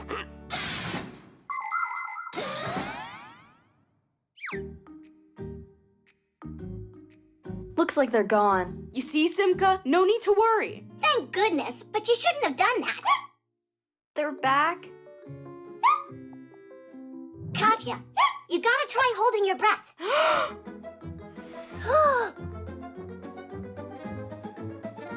Hold it, hold it. I can't anymore. Well, did they stop? Ah! Someone told me if you have hiccups, someone's thinking about you right now. You're right. But who? Mom? Guess not. Your dad. Not him. Chusaka. For real, Chusaka. Nolik. Sorry. The chameleon? Maybe my teacher? Santa Claus? In April? All right, we need a different method. Nolik, why aren't you helping? Do you know anything we can try? Of course I know. You need to jump up and down on one leg and count while you're doing it. What? Nice try there. And think of something yourself. All right, we'll try your method. 1, 2, 3, 4, 5. How long should I count? I didn't figure that out yet. You mean you just came up with this idea? But look, your hiccups are gone. You're right. Aw, thanks, Nolik. You saved the day. People like joking so much that they even came up with a holiday for it. April Fool's Day. For centuries, kids and adults have been playing tricks on each other on that day. For instance, 300 years ago, a crowd of townsfolk gathered together to watch a unique show. But when the curtains opened, there was nobody on the stage. But that's what happens, and if you're not careful, you could get fooled too. One time, they showed a story on television about harvesting pasta that grows on trees. And many people believed it. How funny is that? Yes, tricks and jokes can be lots of fun, but it's important that they not be mean. Before playing a trick on someone, think about whether you would find it funny if someone did it to you.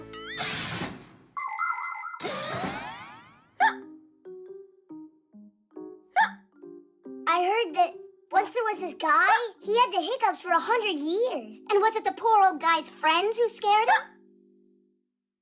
An idea. You need to eat something really sour. Do you have a lemon? Thanks. Why don't you eat it first? Why would I? You got the hiccups. It's all because of you and your stupid tricks. Well, it's not my fault that you can't take a joke. Ah! What was that? Happy April Fool's Day. And now it's you, Katya? Well, at least your hiccups are gone. Huh. You're right, they are. Simka picked a pack of pickled pack-a-mats. Hooray! Titties!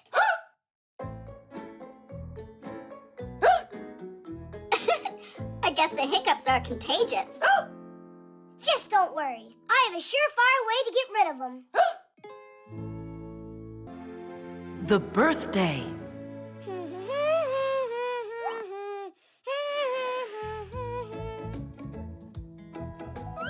Well, Buggy, how's that? Do I look like the birthday boy? And this is for my presents. Oh, it's Simka. Well, wait over here.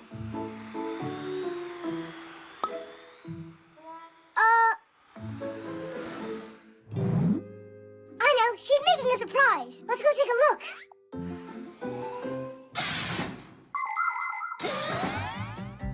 Every kid just loves to celebrate their birthday.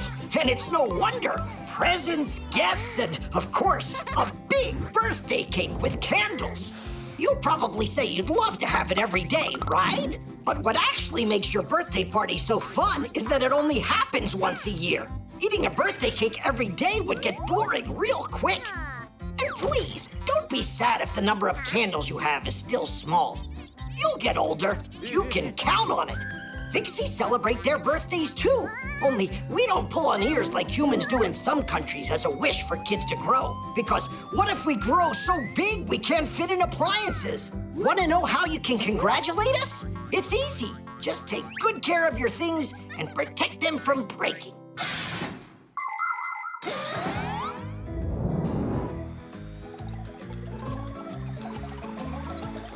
Look out! That was just like Nolik. You should have seen how he ran into this capacitor.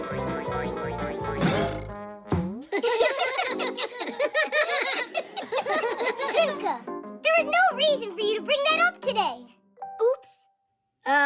What day is it today? Is it Butterfly Day?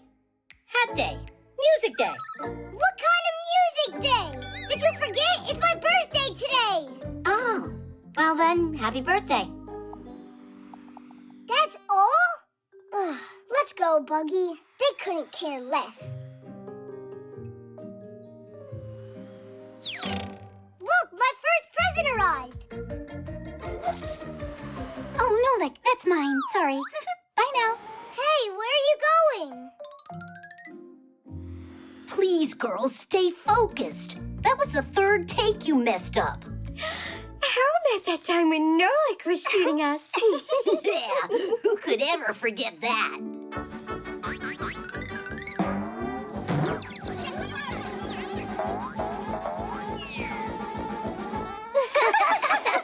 And you're laughing at me too? On my day? Since when is it yours, Nolik? You don't remember either? Uh-huh. See you soon. At least Papoose knows what day it is.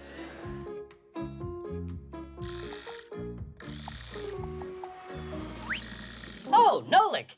Here, help me out. Give me a screwdriver. And, what is that? It's a projector. If you want a real movie theater in your own home, you'll need a projector. You plug it into your computer, pick a movie you want to watch, and the video signal will travel through the wire to the projector.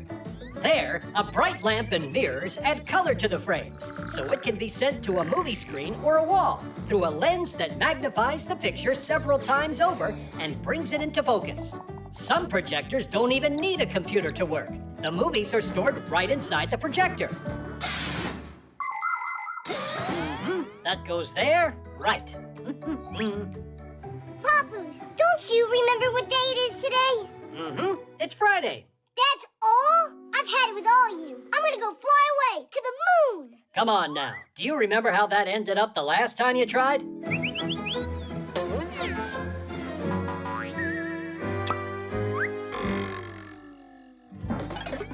ganging up on me or what? You gotta know that today is my... How about you go and turn this on? Yeah, I get it. That's all you need me for, right? I'll go live with some other Fixies, and then you'll be sorry. I'm sure that they won't forget when it's my birthday. Oh, what's that?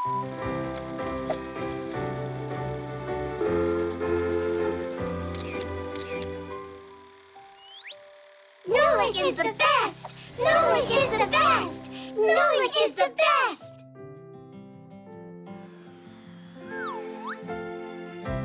Happy birthday! And I thought you all forgot me. Hooray! Does that mean that now you'll stay with us? I'll stay with you until my next birthday. Then we'll see. The pump.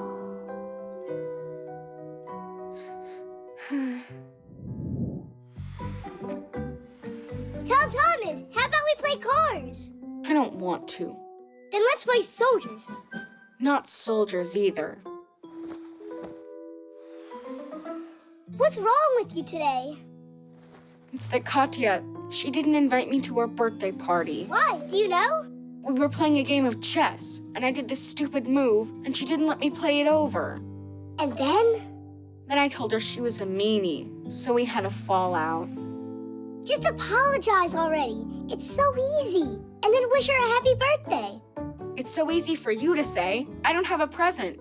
So how can I go? Do you have balloons? Sure, right here.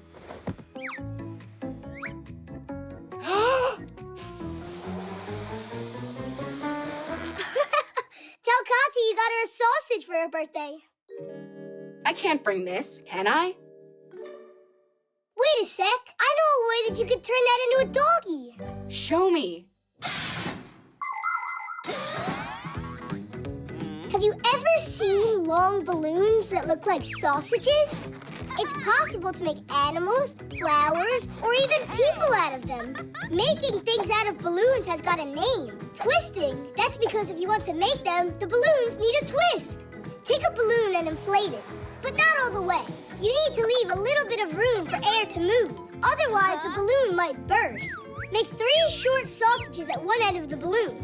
Next, fold and twist the 2 of them that are closer to the center. That will be the head and the ears. Now twist some more to make the neck, front legs, and the biggest part, the body. Then comes the back legs and the tail. And that's it. The doggy is done. Now go and try to do it yourself.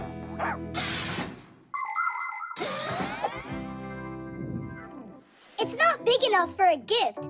You need to give her more than that.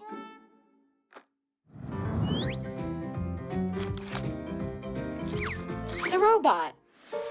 A broken one? You think this car would be good? Maybe that could work. Oh, I forgot about this. It's a ball for exercising someone gave me a while ago. That'll work. Only you need to blow it up. It's prettier that way.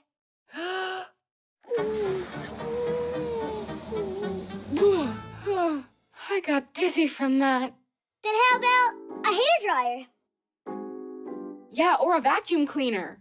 You've got to be kidding me. Blow it up with a vacuum cleaner? Oh, right, like you've got some better idea. A pump would work. The only one I have's for a bike. Great, get it. A pump is made up of a cylinder, a handle, and a hose with a nozzle on it. Inside hides a special part called the piston.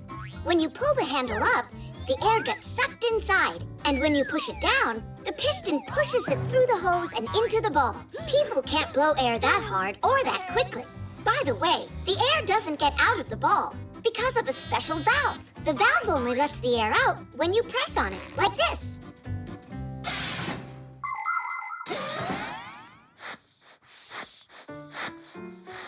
What inspired you to take out that old present after a year? Tom Thomas is going to give it to Katya for her birthday. Are you guys serious? You're gonna give her some old thing you don't want? Come on, Simka. The ball's practically new. I'd say used is more like it. A present is something you should put your heart into. And what did you put into that? He put the air in it. Look how he's pumping. Anyway, you can't give presents like that. Yes, you can. No. Yes. No. Yes. Ah!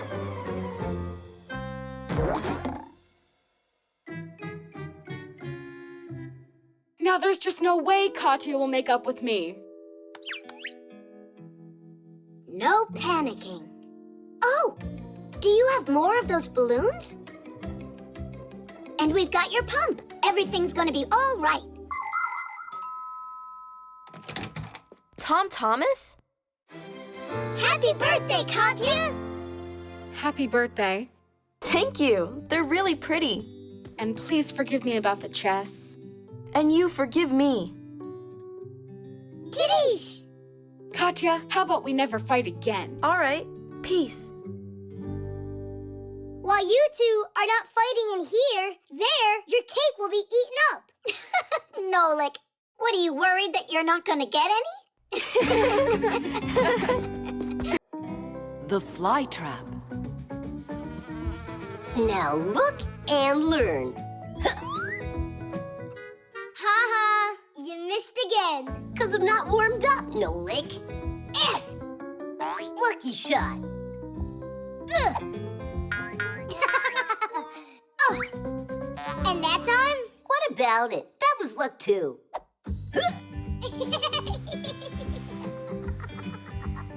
Hey, why are you mistreating that lovely plant, huh? Are you talking about that monstrosity?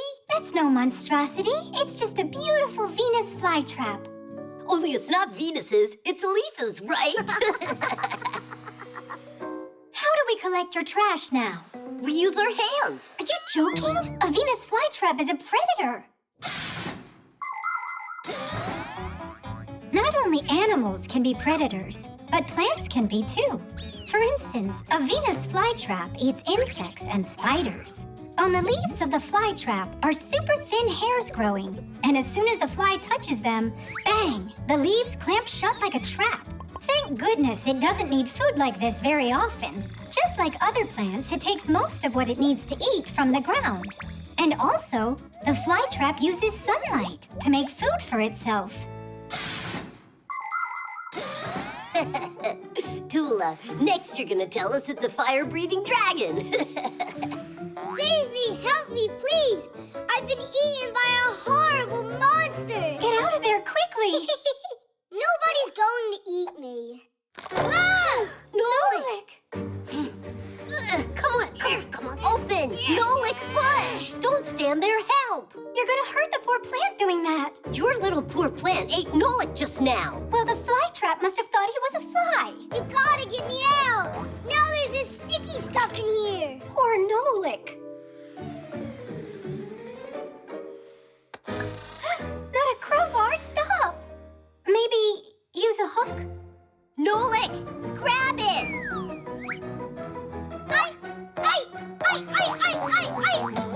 Well, do you have any other ideas? The fly trap is hungry, so why don't we offer it some food? Maybe then it'll let go of Nolik. Huh, candy. Fire! You can't feed candy to plants. It would love to eat that fly for sure. That would be sad. I'm scared in here. Stay calm. We'll figure out how to get you out of there. By the time you figure it out, there won't be anything left of Nolik to save. Oh, you dear fly trap, be nice. How about you go and let out our Nolik? Ah! It's closing its mouth even tighter! Not for long. Fire, stop! The fly trap will die if you cut it like that. I just don't understand. Are you worried for your friend or the plant? For both of them, Fire. Will you get me out of here? Nolik, wait a second. You always gotta butt in. Know why? Because you always do such stupid things. Well, you're a nuisance. And you're just what? A dumbbell. Nolik!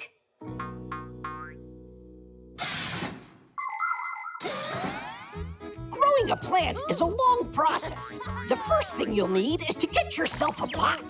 At the bottom, you can add small rocks to help the water drain better, so the roots of the future plant won't rot. Next, pour soil over the rocks, place a seed in a small pit, cover it, and then water it. And continue to water it whenever the soil dries up. But it's important not to overwater. To make the plant grow faster, put the pot in a warm and sunny place. In the winter and fall, when there are less sunny days, you can put your plant under a special grow light. Just remember not to rush. Try to be patient, and then one day your sprout will break through the dirt and then grow into a healthy plant, if you take care of it. Nolik, wake up! Nolik? Nolik. Oh, he's all right. I didn't get eaten? No, you didn't. You figured a great way to get out of there. You turned into a screw, and the plant spit you out. Tadoosh. Don't ever try that again, predator. Who are you calling a predator? You're right, Tula. Forgive me. And Flytrap, I'm sorry for what I did. Maybe we should feed her? After what you did to her, let her rest. Although, I know how you could be nice to that plant.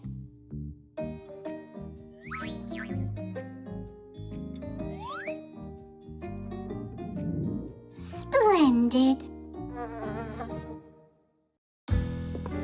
Dancing. Noontime. I'm starting the experiment.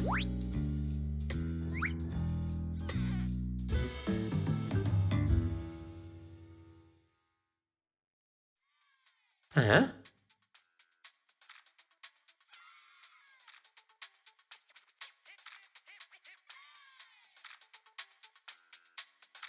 Just what is making that racket?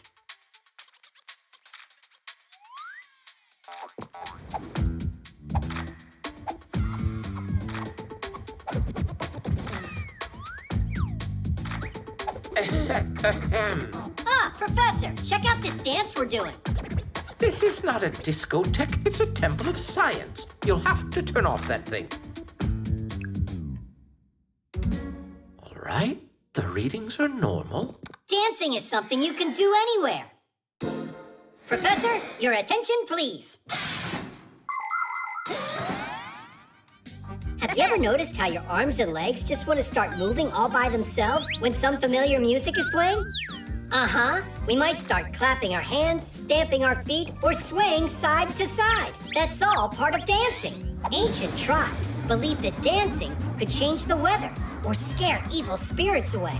Now, most people dance just for pleasure. It's not only fun, but good for our health, too, because dancing is like exercising to the music. But you see, science and dancing don't mix. Now I get it. The truth is that you don't know how to dance, right? I'm sorry to tell you, but your assumption is entirely incorrect. Yeah, sure. You're a dancing professor. Yes, of course you are.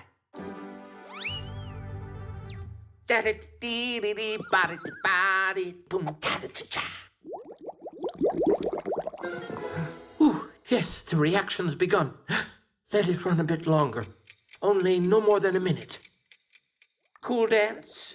Anyone can dance without music.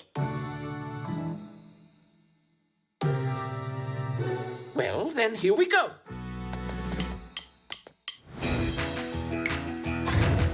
I wish I had a big computer that is an enormous screen.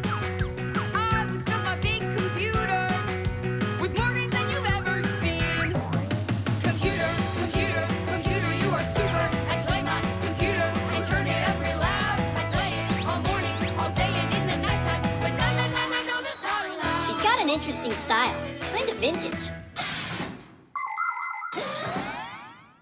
There are so many different kinds of dances in this world that it's hard to even count them all.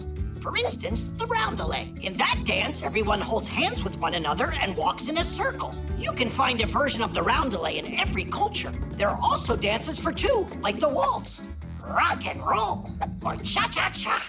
Some like to dance ballet, some hip-hop, and some tap dancing. As for me, I'm not bad at doing the twist.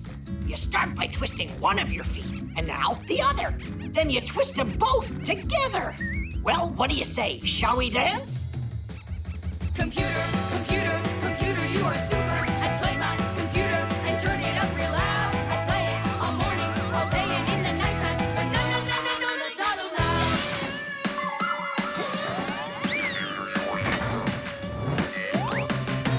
I have got a dream that's burning, a dream that I will not forget. As soon as I become a grown-up, I'll live it every chance I get. It's going to explode. Computer, computer, computer, you are super. I play my computer and turn it up real loud. I play it all morning, all day, and in the nighttime. I know that's not allowed. But no, that's not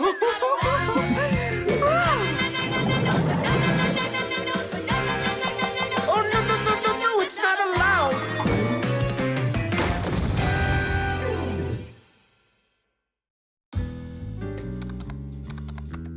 Let's start the experiment for the second time. You two happy? But you gotta admit, it was fun. And not a word about that dance to anyone. Professor Eugenius, where did you learn to dance so well? Elisa, your eyes play tricks on you. Only you twirled so nicely. That was just my leg falling asleep. You know that science and dancing don't mix. Right, of course not.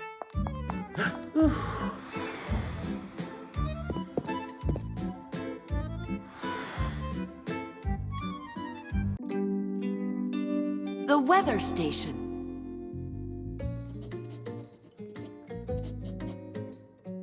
So what's the word? Did you finish your homework yet?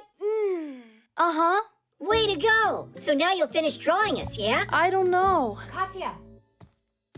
Let's go outside. Finally, we have some nice weather. Our weather station says it'll be sunny for the rest of the day. What weather station? Our new home one. I just bought it yesterday. Come on, I'll show you.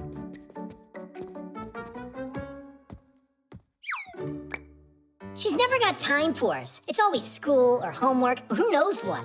Like sleep. And right now, she's going out for a walk. Thanks to new technology this time. You gotta admit, that device is pretty cool. A home weather station is a smart thermometer. It measures the current weather conditions outside and predicts what the weather will be like over the next few hours. And not just the temperature, but also the speed of the wind and whether you can expect any rain or snow. In order to do this job, the station needs two parts, an outdoor sensor and an indoor base station with a screen to display the information. Many of today's weather stations can also send this information to your smartphone.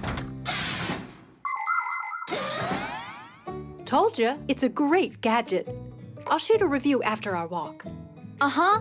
I'll go get ready.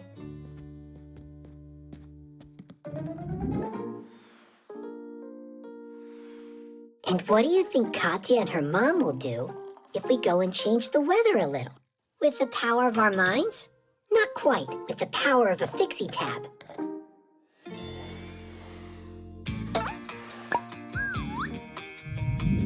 Time for a little magic.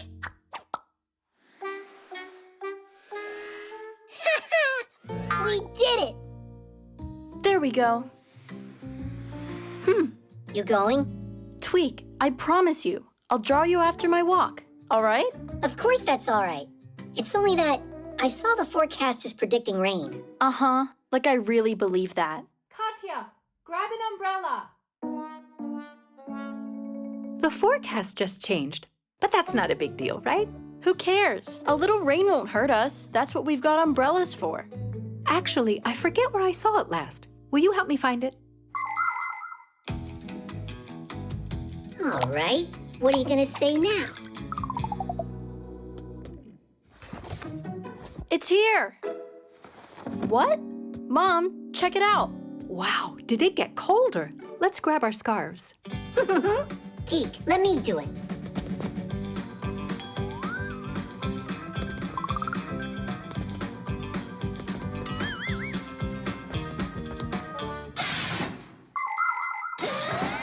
Since ancient times, people have tried to predict the weather. At first, their predictions were made by interpreting signs. If birds were flying low, it meant it would rain. If the night sky was clear, it would be freezing the next day. In the 17th century, when Galileo Galilei invented the thermometer, the science of meteorology was born. In those days, a weathercock or weather vane was used to show what direction the wind was blowing. And a device called a hydrometer would show how humid the air was. Today, all of the changes in the weather are registered by sensors. Their data is being collected every second and is processed by powerful computers. And that's not all. There are satellites orbiting the Earth that are collecting data about the weather down here from up in outer space. I'm not sure if the weather's gone crazy or if this weather station has. Should we check what it says on the internet? Good idea. Where's my phone? Hey, Fixies, what are you planning on doing next? Get out of there, or just forget about me drawing you. What else could we do to keep you at home? Stop your sulking. I can draw an extra picture of you after my walk. Yeah, Tadish. But only if you fix the weather station you broke. What do you mean? We didn't break it. So you two, peace? Peace.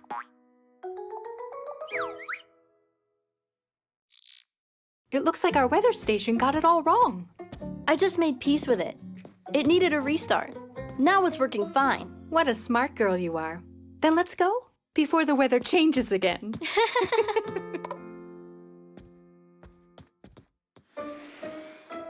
What shall we do while they're away? Go stroll together?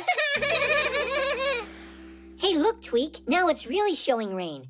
And they forgot to take umbrellas. That's why the forecast must have changed. If you forget your umbrella, count on getting rained on. Recharging.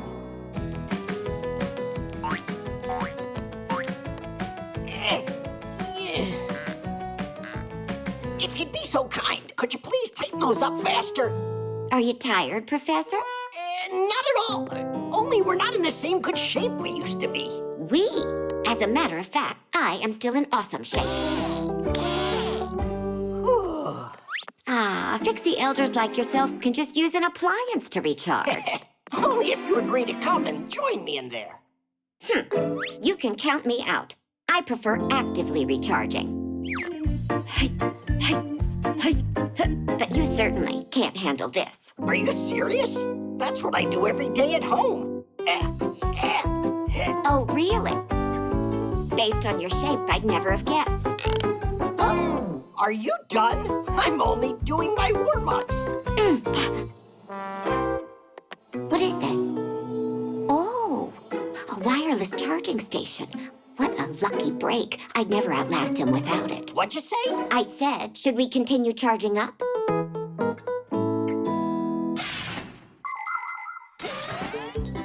Do you know the secret of a wireless charger? It has coils of copper wire hidden inside. Coils like this can also be found inside of other gadgets, like a telephone. When you plug the charger into an electrical outlet, electricity starts running through the wire, creating a magnetic field inside of the coil. If you put your phone on top of the charger, the phone's coil will pick up that field from the charger, which means electricity is being produced in the phone to charge it, which also means no more tangled wires. Isn't that cool? By the way, phones aren't the only thing that charge this way. You can do it with smart watches and with wireless headphones. It seems like before we know it, wired appliances will become a thing of the past.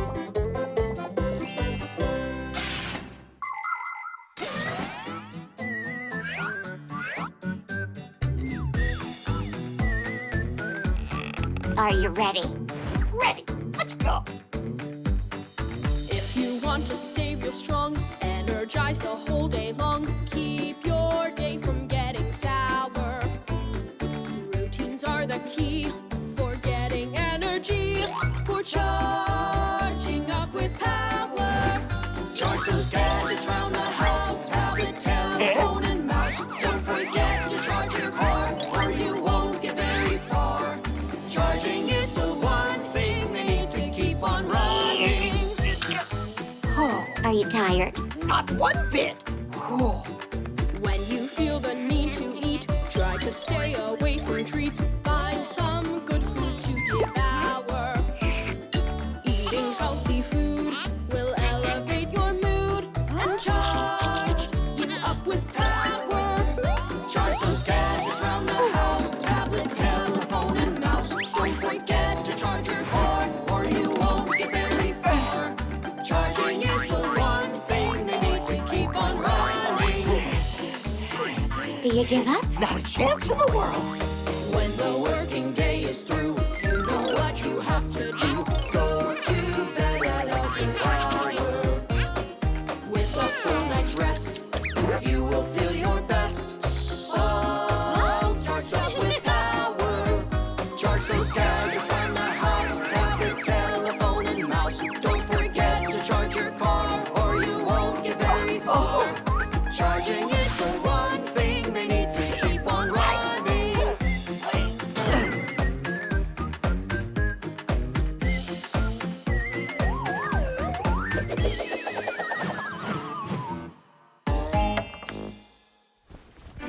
Professor! Hey, what's going on? You are heavy.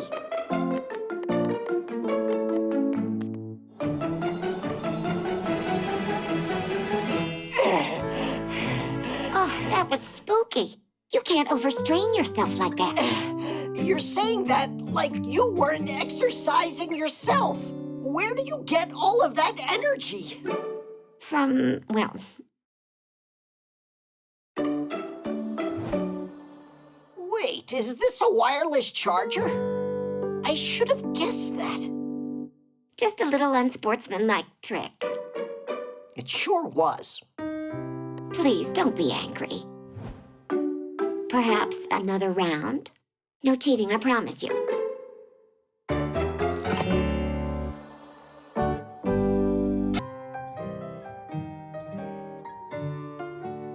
Comics.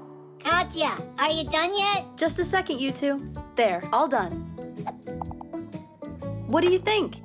A whole comic about us. It's great. You can make a movie out of it. Look at that mug. Check out how good I look. And I look like Superman. Well, I look superer.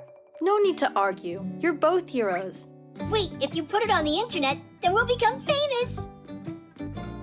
Is it a smart idea for Fixies to become famous? Ha! I say the more fame, the better. You do. Well, anyhow, see you later.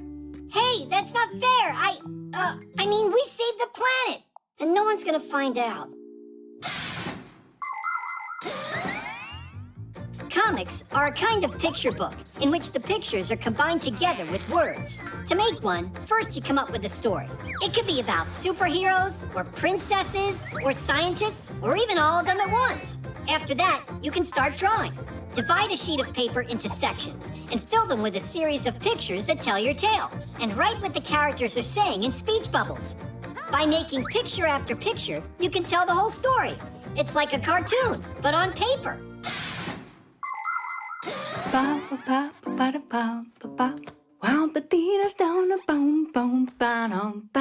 Wow! Oh, what is this?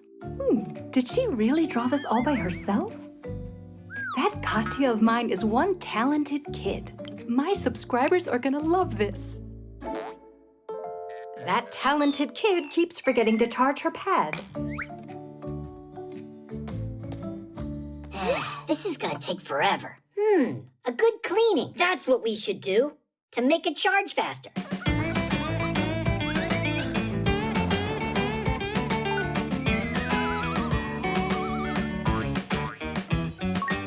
Just a little more and we're all set. Set to go on the internet, that is. Then, tons of humans will know about us. Humans? The secret of the Fixies. That comic can't go online. Drain the battery down.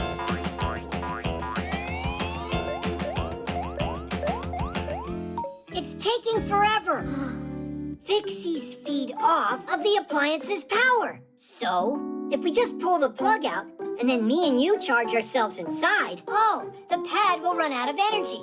Only, first we're gonna have to drain ourselves dry. Drain away.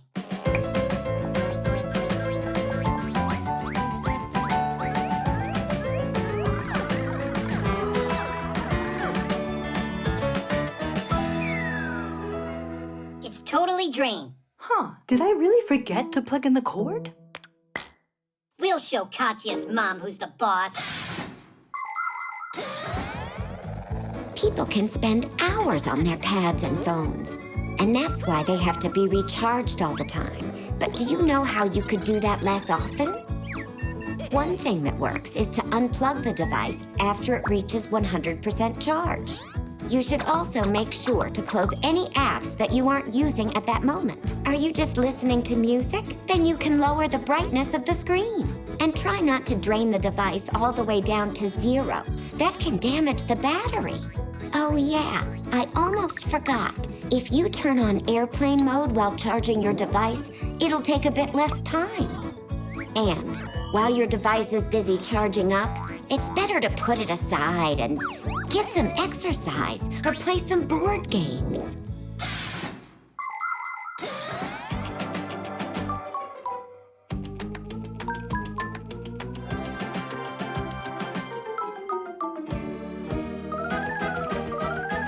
I'm worried I'm gonna explode. Hang in there, Geek. Hang in there. We can't take it much longer. Mom, what are you doing? Wow, Katya, this comic that you made's just fantastic. I want to brag to my subscribers. I'd rather you didn't. But I'm proud of my daughter. You draw like a true artist. I want to draw a new one. This one's not great. The characters aren't right. Oh? Then go ahead and draw. We'll post it later. My live stream's about to start. Oh, the stars of the comic are here. That's not funny at all. It's really good that you didn't upload that comic. No way. I would never let out your secret. You're the ones who are ready to give it up. Why are you twitching? It's just because we're overcharged.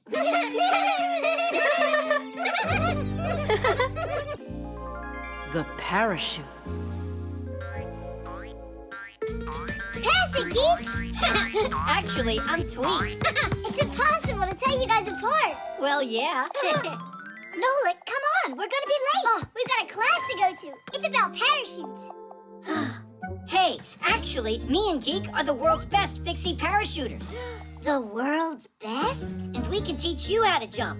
Thanks, another time. We'll just take one jump. Then when you get to school, you'll be the most prepared of all. Simka, it'll only take a minute or two, and it'll be awesome. And you really know about parachutes? Uh-huh. A parachute looks like a big umbrella. Before jumping, it gets folded up and packed into a backpack. Then, during a jump, it is released with a special mechanism, and its durable fabric instantly opens up into a canopy. Air stops it from descending too quickly. So even a big person shouldn't be afraid of crashing down. But still, skydiving is no joke. To do it safely requires a lot of special training, dexterity, and proper gear. Here, put them on. Don't worry, they're super high quality. You gotta take off your pack-a-mat. Simka, nothing's gonna happen to it. All right, just one jump. Don't forget, when you want the chute to open, tug the ring hard. Well, let's do it.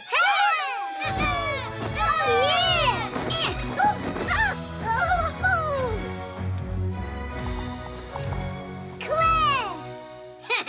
That was nothing.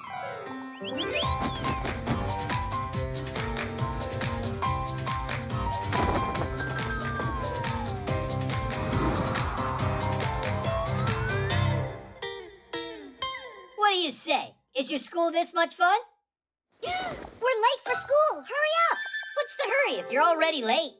Now it's time for the most interesting part. It's scary. You mean scary good, right? Oh, did you two go nuts? If we jump from up here, we'll die. That's it. I've had enough. Nolik, let's go.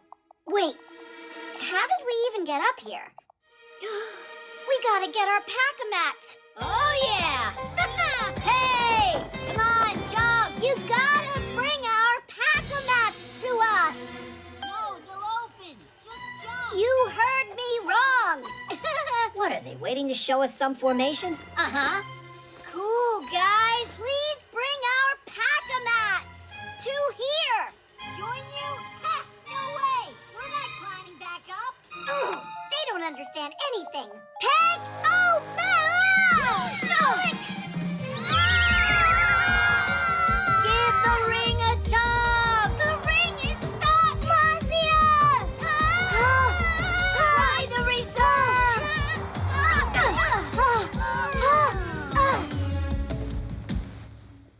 That's called landing in style. Landing in style? We almost plunged to our death because of you. Uh-oh. What is going on in here? Grandpoos, we were just, Cutting school, I believe. Aha. Quite original. Whose work is this? Oh, well, hello there. Hi there. This is our parachute. And these are our new friends, Tweak and Geek. Only the other way around. Twins! Fantastic! And at what school did they teach you to do that? We get homeschooling. Aha!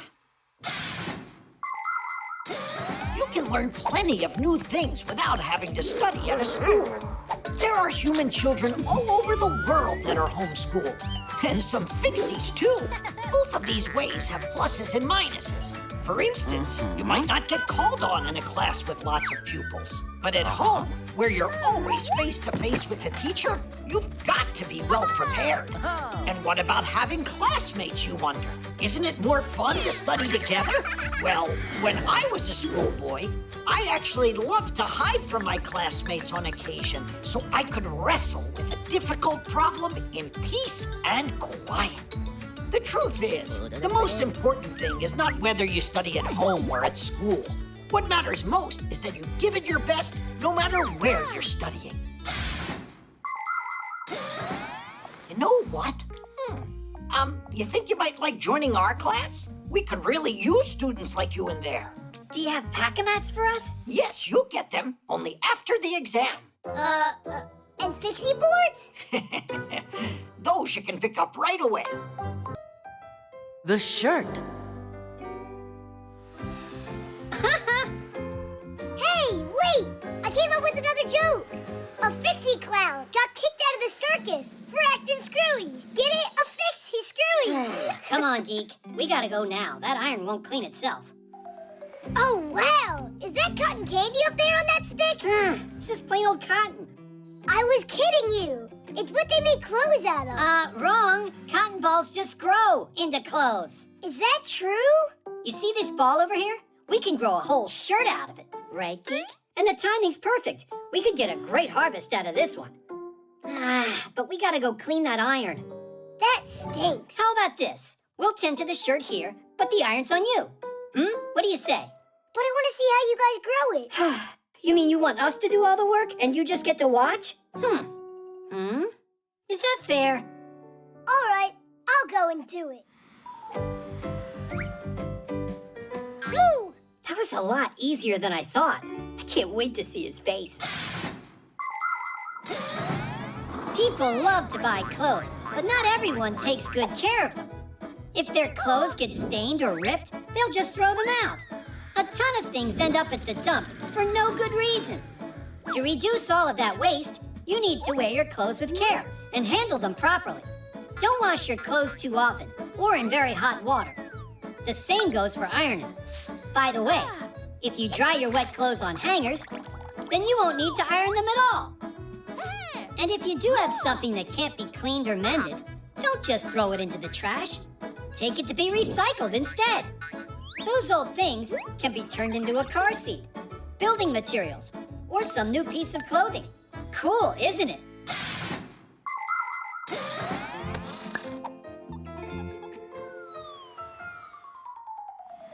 Pretty good, right? So let's start the show. It's growing! Great! All right! Keep going, keep going. Keep it up, just a little more. Come on. So, did it grow yet? Where's the shirt? I don't see it. That's just a thread, you guys. It's because we just started. And what about you? Did you clean everything? Then you need to get back to work. Oh, break time. Break time? What do you think we should do next? Did it grow yet? I think you should check back when you've finished half of the iron. All right. You really got him good.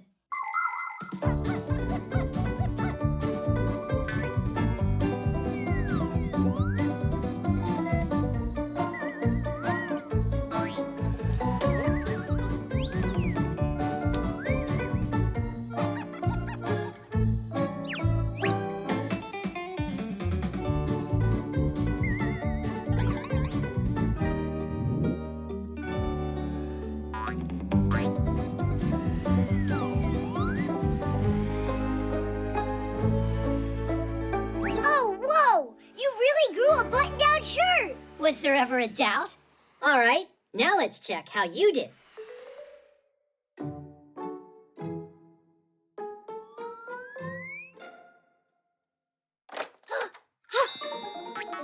Wow!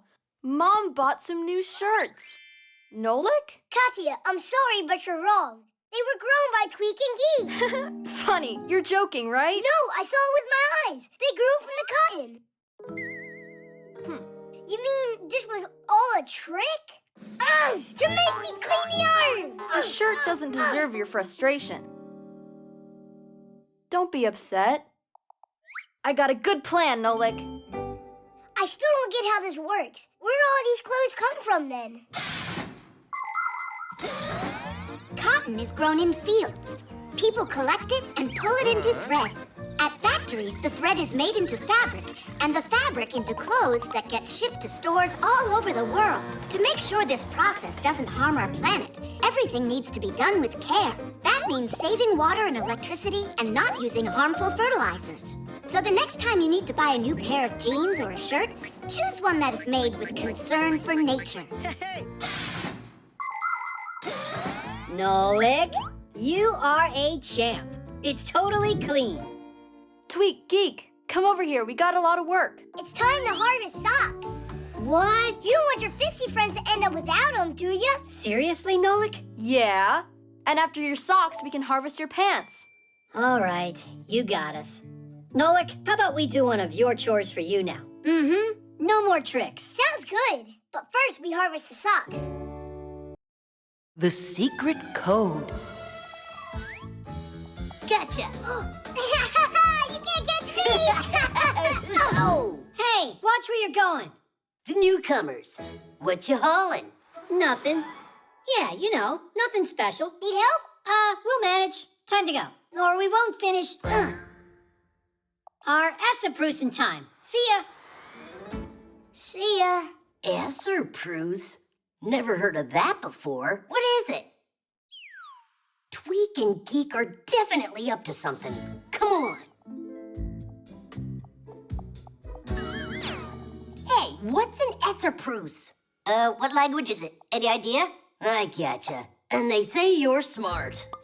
Hey, look at this. They're hauling more stuff. For the Esserprus. And the sloot. You got it? All right, Fixies, hold on to your hats. He said salute. Do you know that word? It's nothing good, I'm sure of that. I didn't like those newcomers from the very beginning. Am I the only one who doesn't know what's going on? There is the foul den of those evil boys. We've got to stop their wicked plan, or it's gonna be the end of us. How? I don't know. You got any ideas? I need some time to think. Now is not the time for thinking, it's time for action. I will scout it out. And I? And you, Nolik, will use this to keep an eye on them and tell me what they're doing. Esperus and Sloot. Esperus. I think I know what this is. A code. If a note written in a secret code falls into the hands of a stranger by mistake, she won't be able to read it. Because instead of having words that the reader can comprehend, the note is written with symbols for letters, or with letters in a mixed-up order. To crack the code, you need a key. Not a key for a lock, but the key that was used to create the code. If you have the key, you can use it to find out what the message says and send back a secret answer using the same code.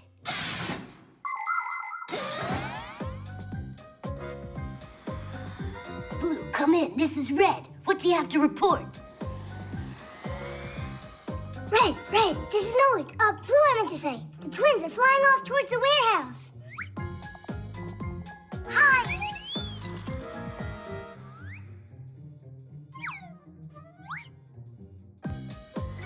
Look out! Blue, there's no escape. Hang in there, we'll save you. Digit, Red's over there. No, not Red. Fire. We've got to go save him. Ugh. It's the twins who need to be saved from fire. It's the what?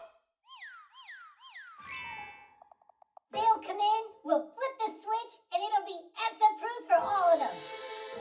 No way. Not on my watch. I won't let you do it. Fire! Stop!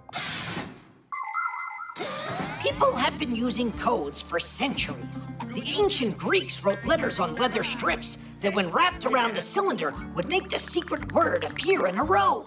They also sent coded messages using a disc with holes and letters. The message was spelled out by threading a string through the holes of each letter in order. The message was decoded by pulling the thread out and writing down the letter the string came out of. In Italy, people created a code using pages filled with letters.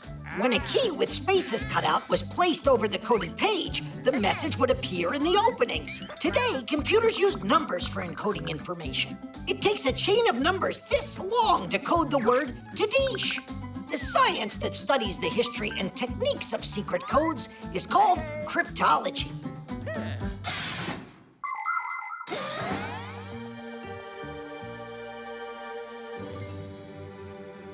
Hey, you never got taught how to knock? Our Essaprusen is ruined now. All right, since you're already here, then... Surprise! Look at this. Where's the Esserprus? Look. Essaprusen is just surprise, backwards. It's a secret code. We didn't want you to find out about it ahead of time. Come on up here, quick!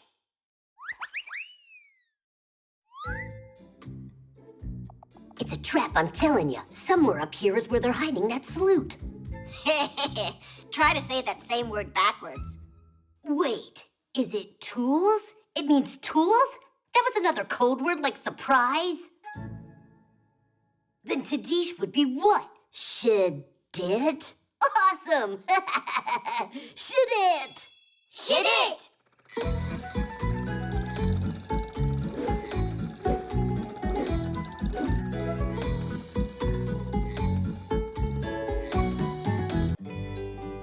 The book. Where did Tom Thomas go today? He went with his mom to the post office to pick up a package from his grandma. Class, I can't wait to see it.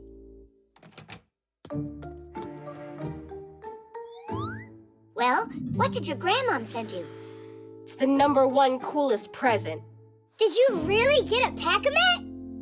What? I'm allowed to dream, right? I wish it was a pack-a-mat. It's a book.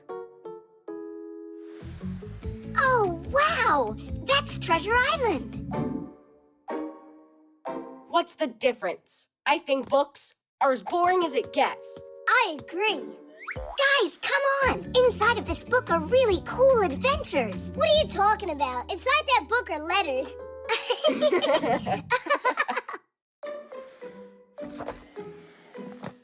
So, you're really not interested at all? Nuh-uh. By the way, inside this book there aren't just letters. It's got pictures. Pictures? A lot of them. And they're exciting, colorful, and huge. How about we take a little peek at those pictures?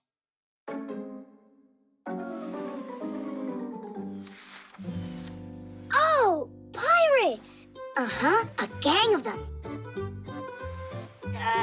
Simka, help me out! Whoa! Check out that skull! What's going on here? Well, if we want to find out, we'll have to read it. Will you read it to us? All right.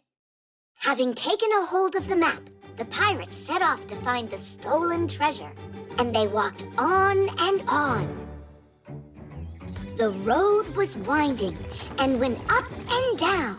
Finally, that very pine appeared in the distance.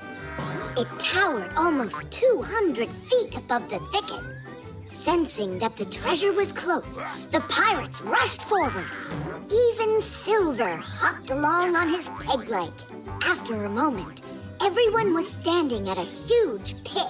It was dug a long time ago. Its edges were already crumbling and grass was growing at its bottom. There were old boards from boxes lying around, but there was no chest filled with untold riches. Someone had already been there and stolen the treasure right out from under the noses of the pirates. 700,000 pounds had disappeared. So what happened after that? Yeah, who stole the treasure from there? Read it. Read it? But reading's boring, you said. Huh. Then don't read. I don't care. Me neither.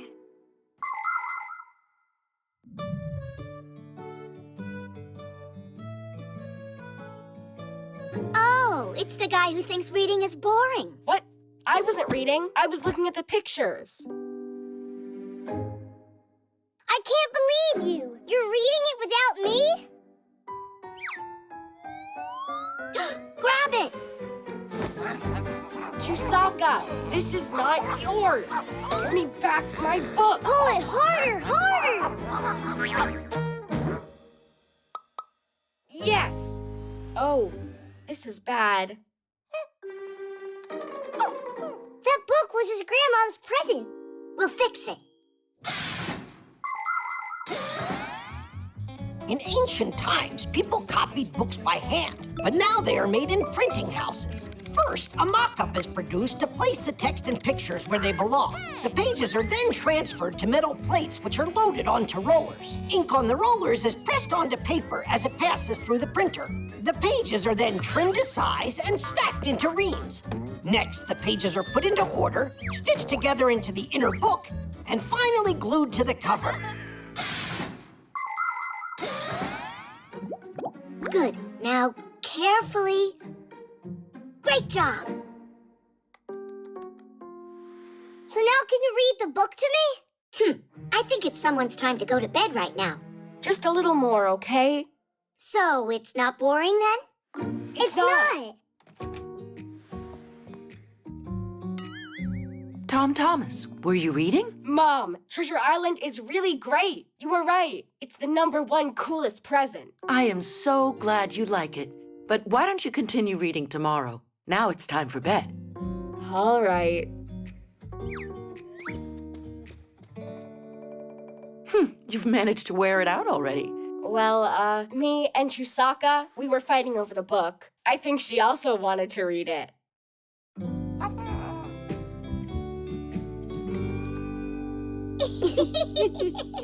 Energy.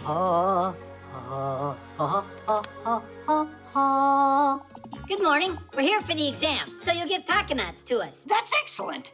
And who's going to take it first? But, Professor, we, Do everything together? All right, go together if you want. What is this tool here? That's a claw hammer.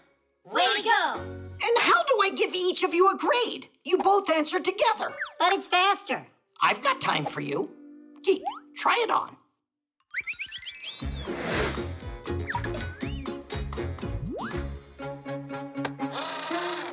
It's a screwdriver. Again? Well, maybe one pack-a-mat for the two of you is enough. You know what? Each one of you is going to get his very own exercise. I present you a model of a real power plant. It's gigantic. But it's not finished yet. Exactly. That's going to be your job. An electro power plant is a factory that produces energy. In order to keep running, they need some kind of fuel, like, for instance, gas. Burning the gas causes the turbine blades to spin, setting the generator into motion so it can produce electricity. The leftover heat doesn't go to waste. It's sent to a boiler. Inside the boiler, it's used to boil water. The steam from the boiling water powers up another turbine and generator, so even more electricity can be produced. Your job is to finish building the model. Not yet. Geek will put together the turbine and tweak the generator. Who's ever first to finish that is gonna get this pack-a-mat. That was a rhyme. Are you ready?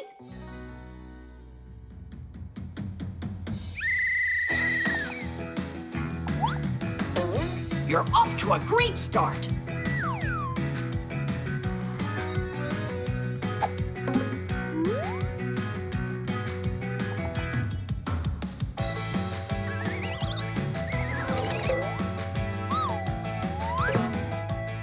Now you need to add the fasteners.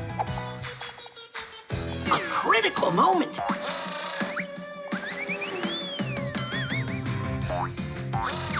What a move!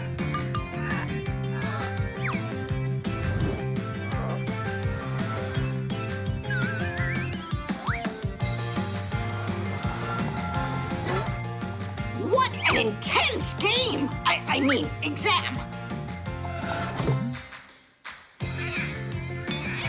These two are going neck and neck.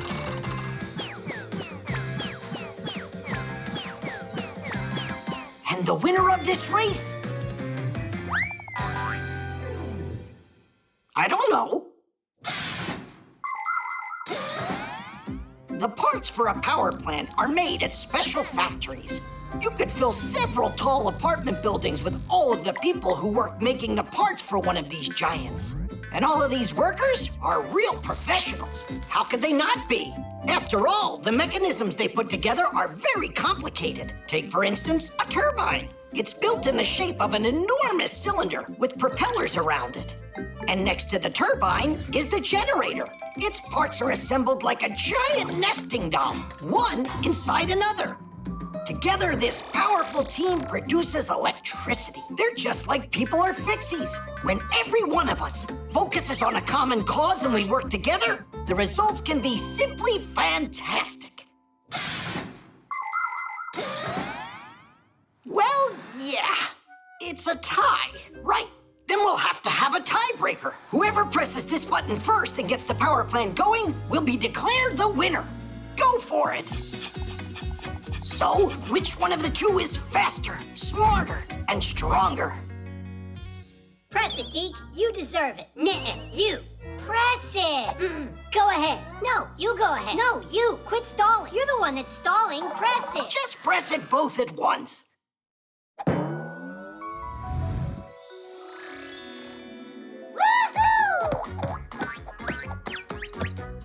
That was an excellent job you did. Oh, right. The prize the contest. Unfortunately, I've only got one pack-a-mat for the two of you. It's all right. We're always together anyway. We'll figure out some way to share it. I was just joking. You each deserve your own pack-a-mat.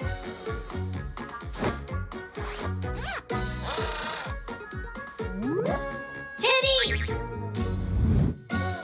The present. It's mine. Let it go. No way in the world. Tweet, Geek, are you coming or what? Do you still need our help with the notebook or not? We can't do it now. What's gotten into you? Nothing got into us. Something came to us. We found a present. It's for me. No, for me. Huh. Now we'll find out who this is for. With love from Basia. That makes everything perfectly clear. What isn't clear about it? There's only one present, but two of you. Because it's just for me. In your dreams, Tweak. Well, I know who this present's for. For the one that Basia loves most of all. Huh? The very first presents were amulets. People gave them to each other for good luck. Rulers would give gold, spices, and fur to the neighboring tribes as a token of friendship. Sometimes an entire nation would do the same, like when the Statue of Liberty was given to America by the people of France. Today, there are other kinds of presents to give. For instance, a day at an amusement park, or a ticket to the theater or the movies, because experiences can be presents too. And how do we find out which one of us she likes most of all? Parents like kids who have good smarts. Well, that answer's obvious. Why don't we confirm it? 115. Oh, I got the same answer you did. So who's smarter? Neither of you. You're both wrong. But that's my answer, too. Don't you remember? You can't divide by 0. Digit, you're so boring. Parents like strong kids, athletic.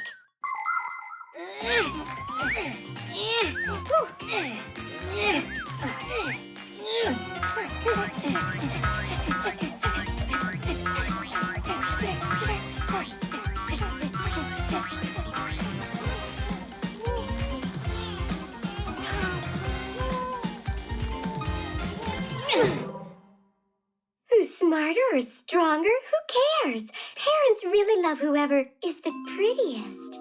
Really? So which of us do you think is the prettiest?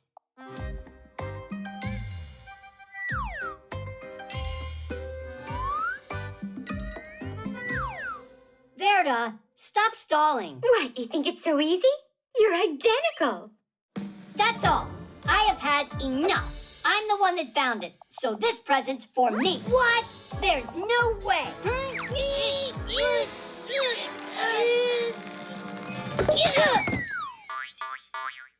Lipstick?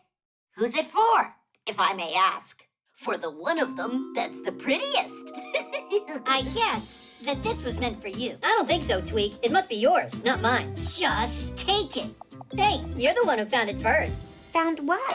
Basia? You know, we happened to find your present. It was by chance, only we don't understand. Why do we need this lipstick? And who said that that's your present? Who else would you give it to? I gave this present to myself with all my heart. Huh? Well, today is my birthday after all. Did you forget about it? It's easy to bring some joy to your mom, grandmom, or sister on their birthdays. And you don't need to buy anything to do it. You can make a present all by yourself. For example, you can make a rose like this out of a paper napkin. First, you need to unfold it. Now, fold one side toward the center, but not all the way. And wrap the paper around 2 of your fingers. That will give you a cylinder. If you squeeze it, it will look like a flower bud. All that's left to do is tightly roll the second half of the napkin. That will be the stem. As you're doing that, fold a quarter of the napkin up and you'll get a leaf. Beautiful. With a few of these roses and a bit of glitter, your birthday bouquet is ready to go. And your present won't wilt for a long time. Basia, we just had a little peek. Your present from us is cooler. Is that right? We want to give you a wish. Yeah. You can make any wish you want. Ooh, how nice. Do you remember how I asked you to fix the notebook? So, why don't you start with that? Let's go, Tweak. Let's go, Geek. We actually came over to help and to say happy birthday. Happy birthday, dear Fascia. Thanks so much. We were just wondering, which one of your boys do you love the most? Is it the strongest or the smartest? Or the prettiest? To tell you the truth, I love each of them as much as the other. They both are good in their own special way. The photo editor. Good. Now turn. Give me a smile. Uh-huh. I hope I look really good in these. Stop worrying, Verda. You're in the hands of a professional. Aren't I a little pale in there? What do you mean pale? You'll look nice and green. Only I want to be striking. Is that better? Tell me how you did that. I got a cool editing program here. Taking a good picture is only part of making a great photograph. To make a photo look its best, you need to work on it. That's where a photo editing program comes in. It has so many tools. With the help of an editor, it's possible to crop pictures, change the lighting, get rid of unwanted objects, or add something that wasn't in the photo when it was taken. Basically, you can make all sorts of crazy things. The only limitations are your imagination and skills. If you want, I could make your eyes bigger. You can really do that? I can make you real jewels out of all your photographs. Class! Then give me long eyelashes. That'll be pretty. How about a crown, too? I think it looks great. Oh, Fire, you're a real pro, aren't you? Only I'll need some time to get it done. You know, it's a creative process. I get it, Fire. Of course, I'm not going to be a bother. And tell everybody else they should come check out my super-duper photo studio.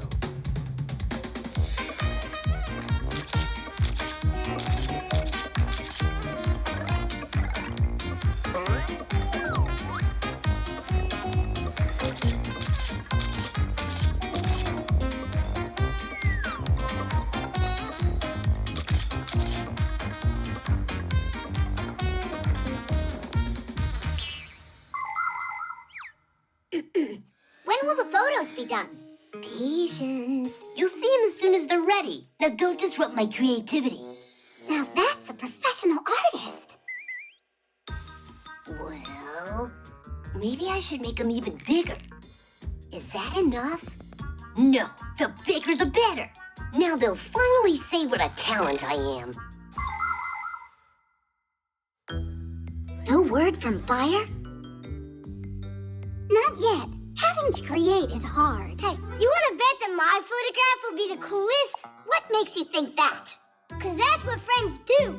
But I'm the one who discovered his talent. What a braggart. Oh, our photos are ready. Come on, let us see, let us see. What? That's not me. A royal clown. How about me? Let me see what my picture looks like. Are those supposed to be my muscles? Let me look at that. Oh, who is that tadpole? Is he making fun of us? Well, cool, right? So what? You think that I look like a clown? And what am I? Macaroni or what? Now, do those really look like arms to you on there? And my body doesn't look like that. Come on, you gotta be kidding me, guys. I did just what you asked. But you made us look terrible. No, I didn't. I'm an artist, and that's how I see you. You know what, Mr. Artist? Don't do what you don't know how. Turn them back to what they were before. At least we'll look like us in there. I should even take off the crown? If that's what you want. You're so boring.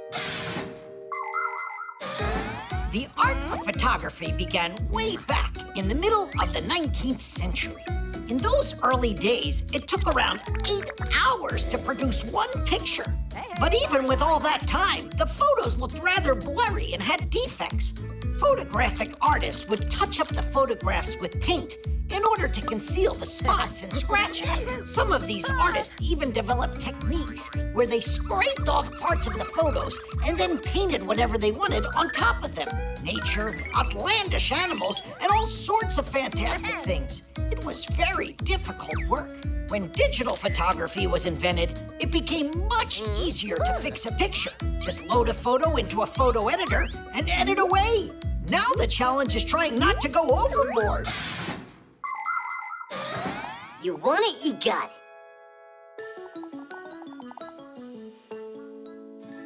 Now we're talking.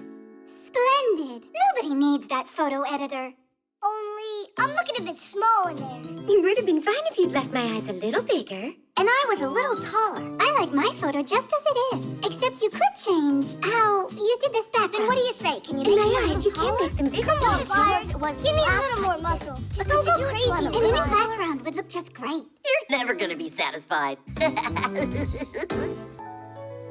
Snow.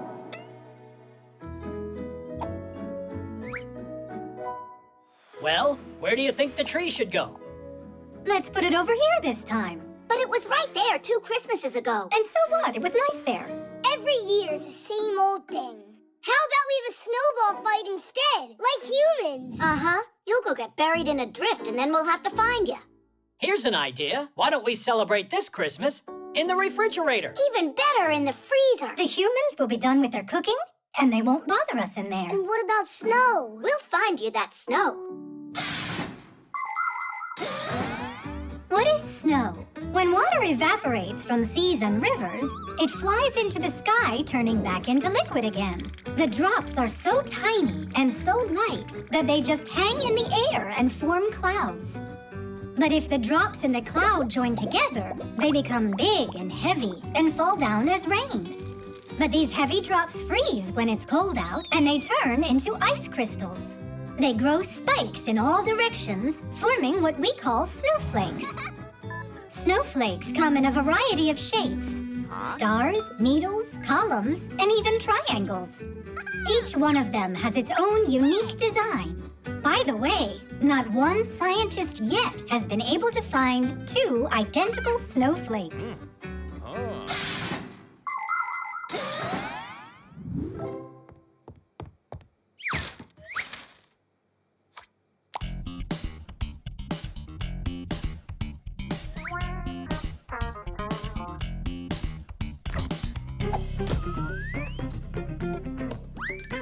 Refrigerators are the best if you love chilly air. You love chilly air. You love chilly air.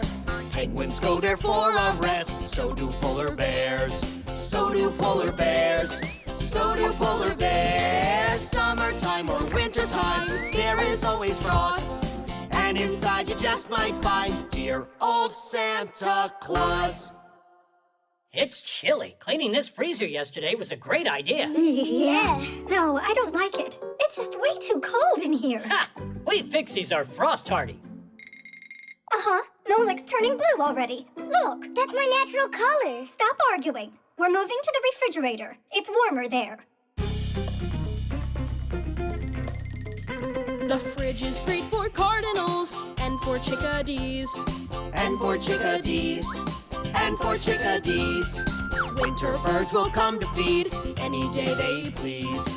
Any day they please. Any day they please. Summertime or wintertime, there is always frost. And inside you just might find dear old Santa Claus. Well, where should I put it? How about right there? There's no snow in here. It's more important that nobody sees us.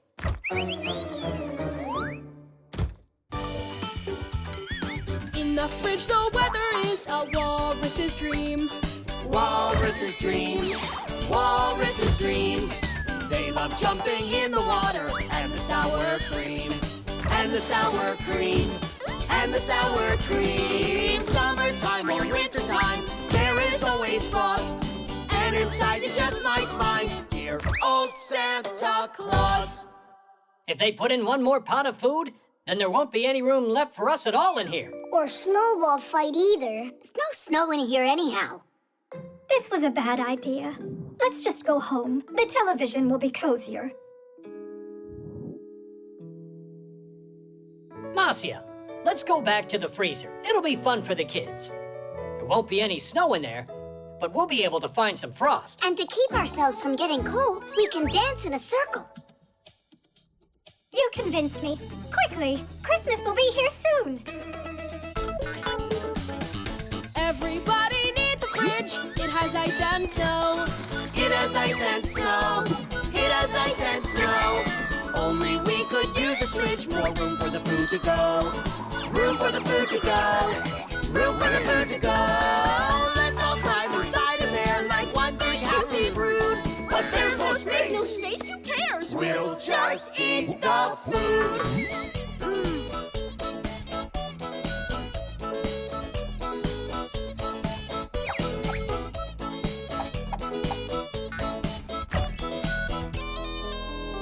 Why did I open the freezer? The food's already out. Oh, those humans. The hologram. I think it's 7. Yeah. Oh, looks like I've got that number on my card. Ah, you're so lucky, Fire. I know, right? Whoa! Chusaka! Hey, Chusaka, no! Aw, and I was so close to winning. I'm so tired of Chusaka ruining our games. Well, you know, dogs like playing their own games. And what? She has to play right here? Help me out. We'll put these back where they were before. Uh-huh. And then she'll just come in and mess it all up again. We need a way to distract her somehow. So, we're gonna feed her, huh? Not quite. We'll make a piece of candy for her. It'll be a hologram here on the phone. Chusaka will be busy trying to figure out how to eat it the rest of the day. That's great. But a hologram, how does it work? A hologram is a three-dimensional image projected into the air. It looks like a real object from every side, only it's translucent. You can look at holograms in your own home. To do it, you need to make a pyramid out of clear plastic. Any clear plastic box will work.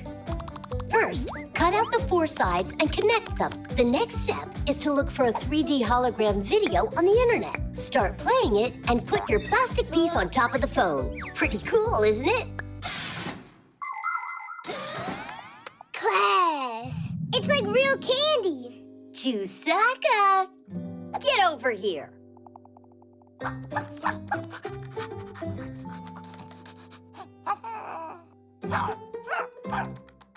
Oh, well, it looks like your hologram's not interesting to her. Could it be that she just wants some different food? You're right. We forgot that she's a meat eater. It's done. Quiet.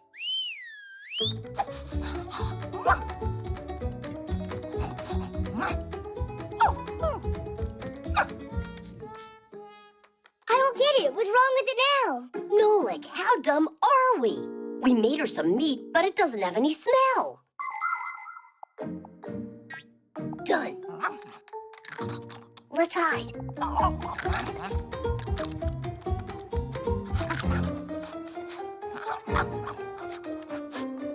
You want to go play now? Uh-huh.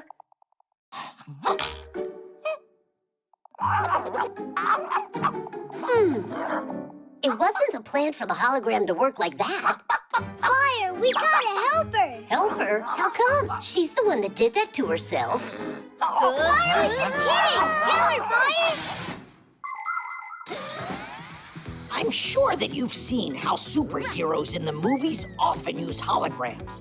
They might use them to call a partner or look at a map in 3D. But it isn't just in the movies. You can find this technology in real life today. With its help, scientists can make models of the human body that are easier to study than flat pictures. You can also find holograms in museums, both as items on display and as guides. There are teachers already giving holographic lectures, appearing to be right there in the hall. And in circuses, holographic images are being used to replace animals. Now, instead of elephants, dolphins, and lions, their three-dimensional copies perform. And it's great! They're no less exciting than watching live animals. And this way, the real animals can be free to roam in the wild. Chusaka, no! Come on, stop kissing us, Chusaka! Chusaka, stop it right now. What's going on? You sad little thing. Who did that to her? Chusaka, just hang in there. I'm gonna save you.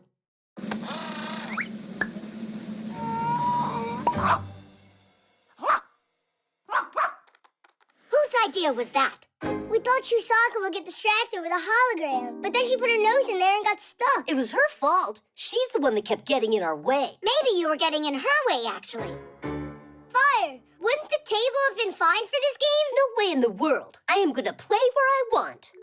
Come on, I'm sure we can work this out. So you Fixies are safe, and Chusaka has eaten. Well, let's see. 5! Bingo!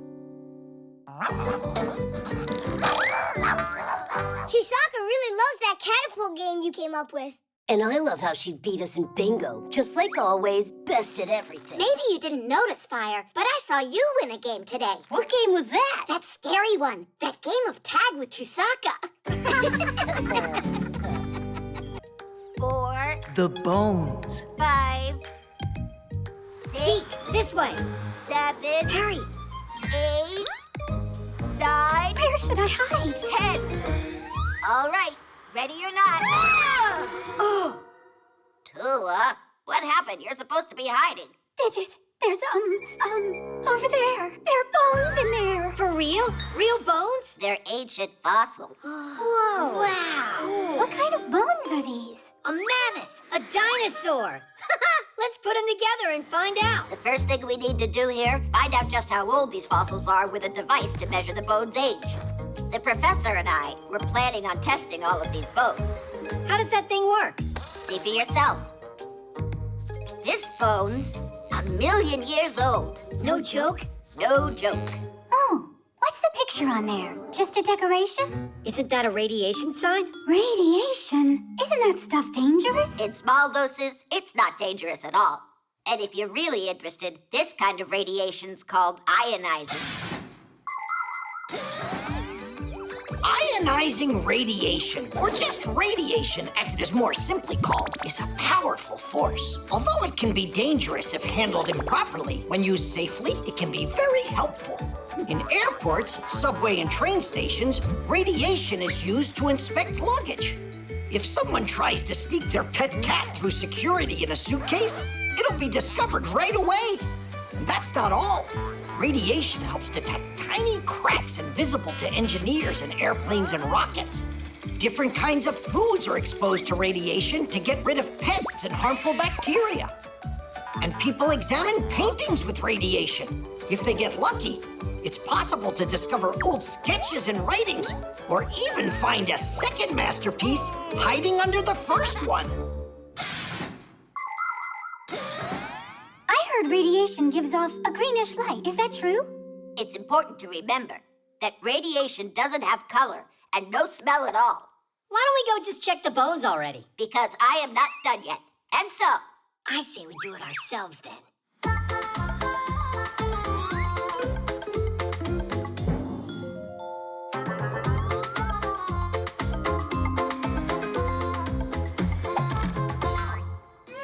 It's just some regular fish.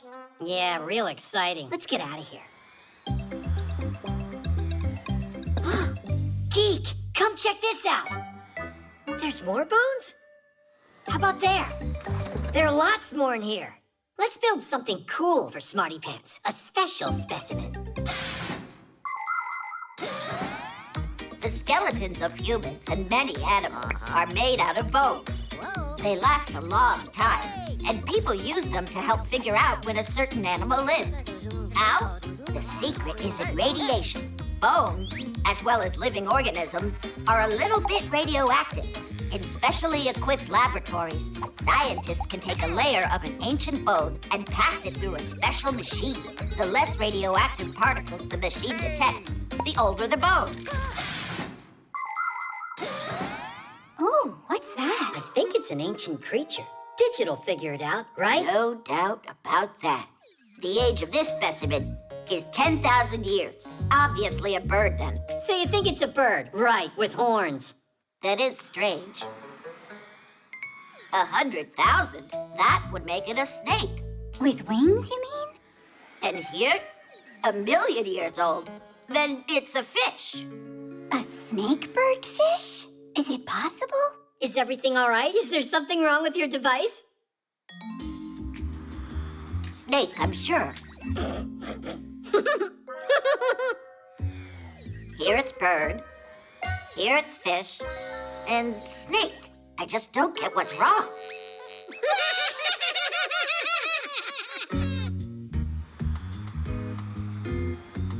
Digit.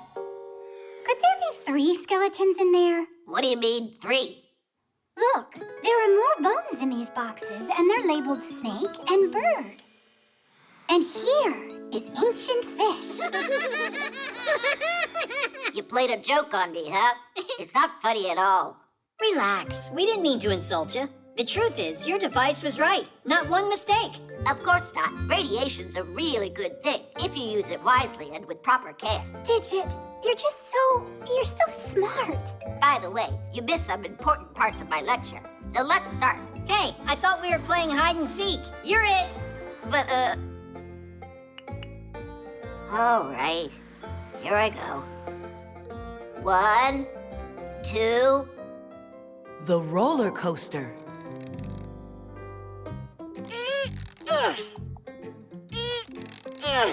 It's all done. Can we take a ride on it already?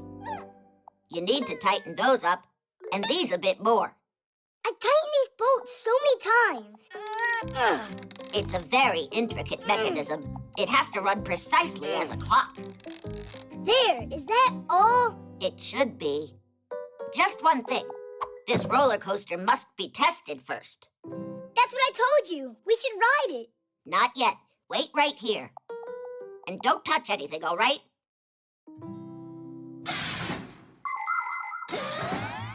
Anybody can have fun on simple rides like swings, carousels, and sliding boards. The kind you find in just about every playground. But for real excitement, nothing beats the huge rides at amusement parks that can lift you up at high speed, twirl you around and around, or even send you upside down. Before any of these rides are open to the public, they go through a long and thorough inspection, with the first passengers being heavy bags or mannequins. Oh, whoa! Looks like we came to the right place. Is this your roller coaster? Mine and Digit's. Hey, Digit said not to turn it on. We still have to test out this ride. So, test it on us. Without Digit? Ugh, enough already with Digit. You scared to start it yourself? Me? Well, yeah. Why's Digit allowed and you're not?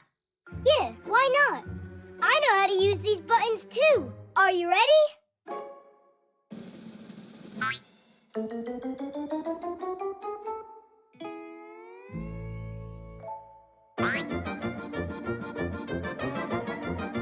Just wait. Is that all? Yeah, guess we gotta wait for Digit. All right, let us out. How? It's enough joking around. Let us out! It's awesome! Super! Huh? One more? Okay, yeah! Woohoo! You can stop it now. Hey, are you joking? It must be this one. Hit the brake! It's enough! The lever!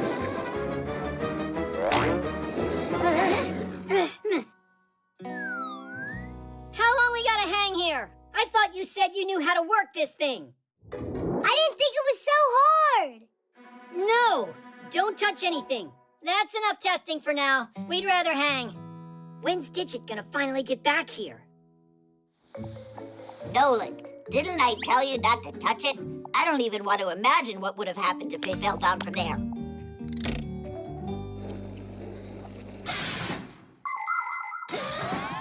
When you're going to take a ride, even a simple one, there are a few rules to follow to stay safe. On swings and merry-go-rounds, hold on to the chains or pull tightly.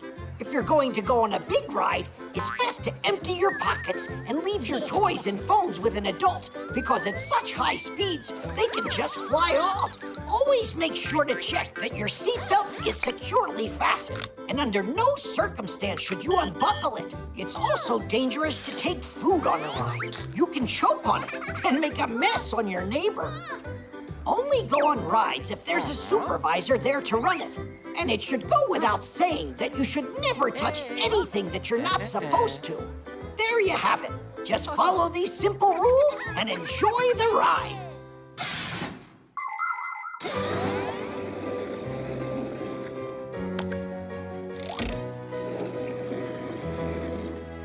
The roller coaster is now open for rides. Yeah? All right.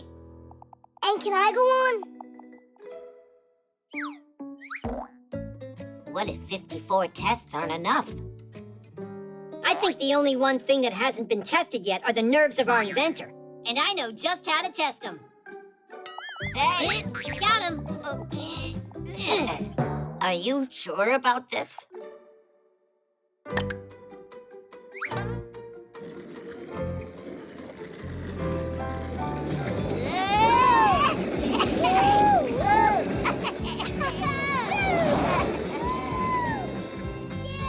Huh, we haven't tried pressing this button yet. Don't press it! It's a surprise! A surprise. Meant for Tula. That was awesome! One more time! The recording.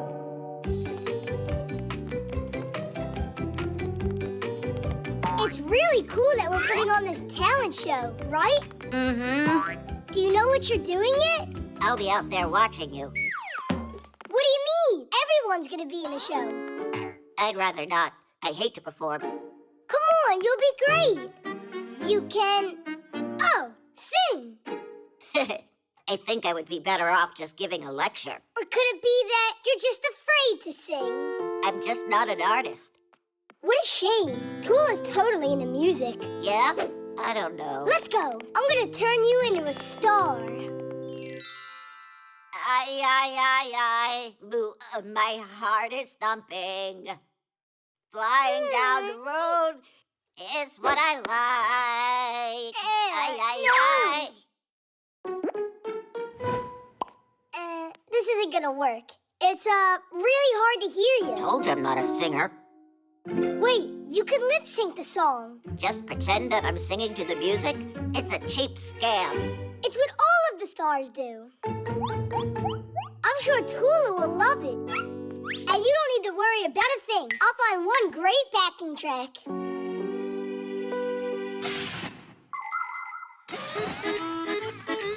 A song can be performed live or played from a recording. Do you know how a recording is made? First, the songwriter gets an idea for a song and writes the words and the music, which is made up of chords and a melody the words are sung to. The songwriter might then go to a recording studio to have other musicians play on the song. It could be just a small band or a whole orchestra. Now it's the singer's turn to add his voice to the recording. All of the parts are then combined inside a computer, and the recording is finished. And these recordings can be played whenever you want to hear the song. But some performers use their recordings when they put on concerts and only pretend that they're actually singing. I don't know about you, but I prefer hearing a singer really perform live.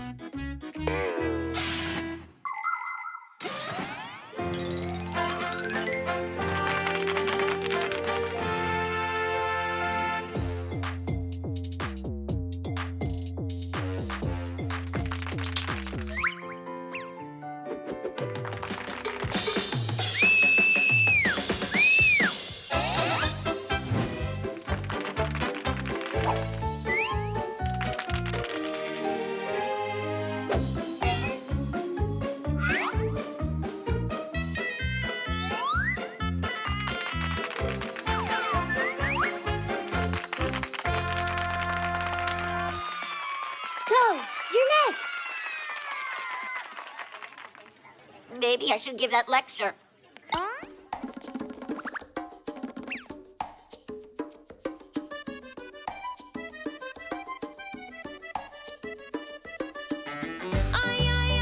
My heart is thumping. Flying down the road just like I like. My pedals pumping. Hey, you're lip syncing. That's not your voice, Digit. Lip syncing. Shame on you. You're a boo. You can't fool us. Don't quit. Go sing it yourself. You gotta try.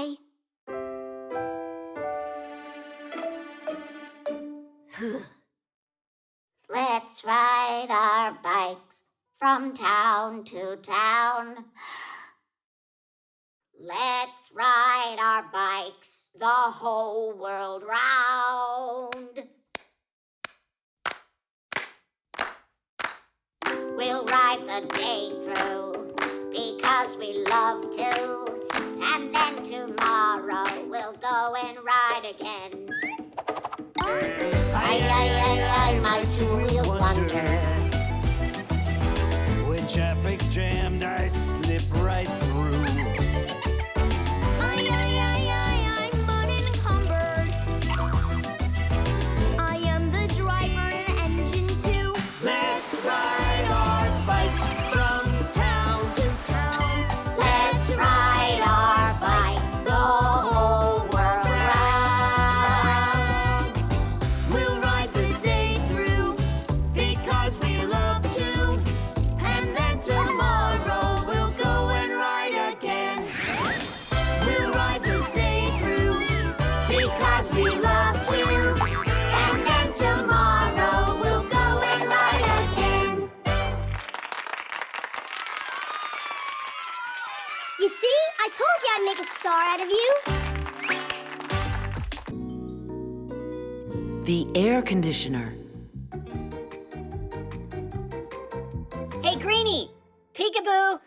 Woohoo. Here, kitty, kitty.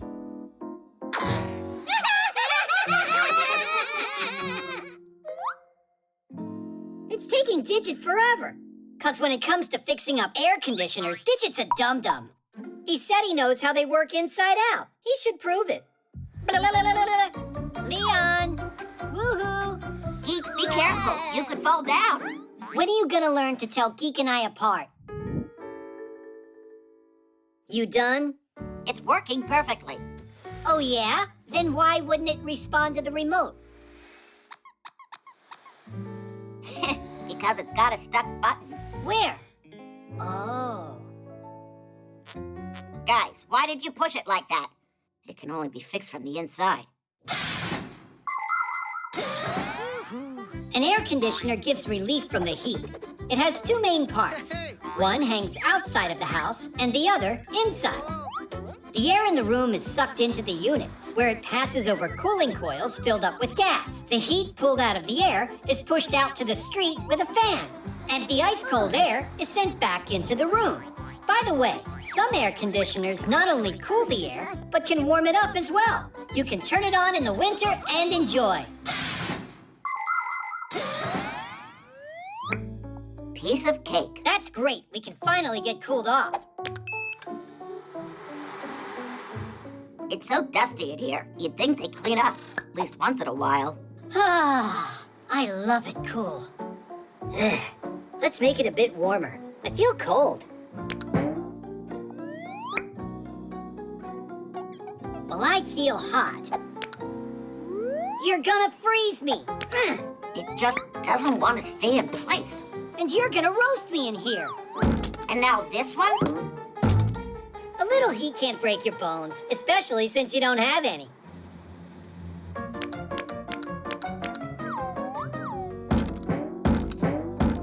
Come on, guys. What are you doing? I don't need the remote to fix this.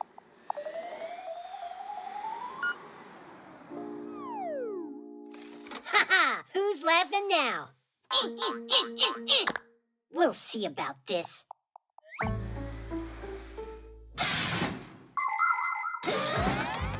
It's feels good to be in a room with an air conditioner in the summertime, but it's better not to sit directly under one. You might end up catching a cold and spending your vacation stuck in the house. It's also important to remember that an air conditioner doesn't freshen the air, but rather recirculates the room's air over and over. That's why you should open the windows and air out your home a few times a day. When you play outside on a hot day, try to spend more time in the shade. When you're out in the sun, wear a hat, put on sunscreen, and drink plenty of water. And even though ice cream is refreshing when it's hot, be careful, because it makes it easier for you to get a sore throat. And a simple garden hose can turn any hot day into something special. Just invite your friends, turn on the water, and have a blast. I'm cold. Well, I'm hot. It's cold. No, it's hot. So that's what's been going on, and they call themselves Fixies. Will you stop it already? You're gonna completely break it.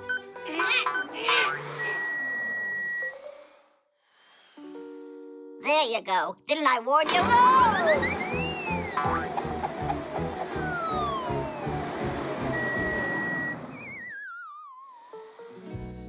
Oh, Oh, help me!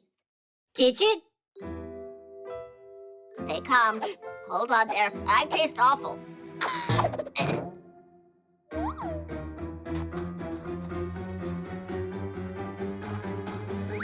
No! Someone help!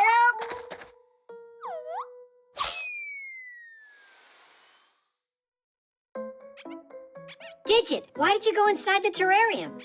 Leon got spooked.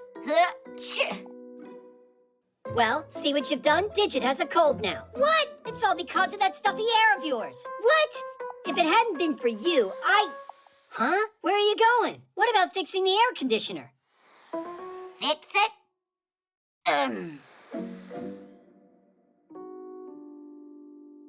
Didn't Digit talk about how he knows air conditioners inside out? He's just upset he almost learned chameleons inside out.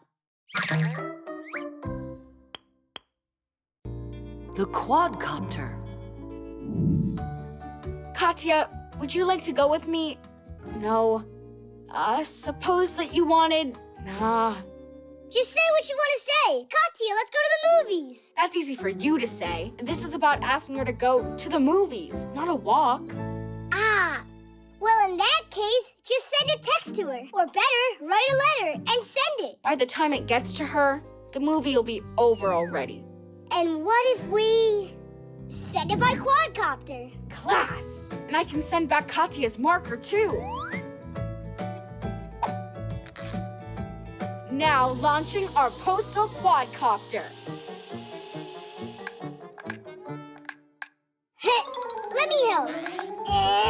Nolik! Steer the other joystick.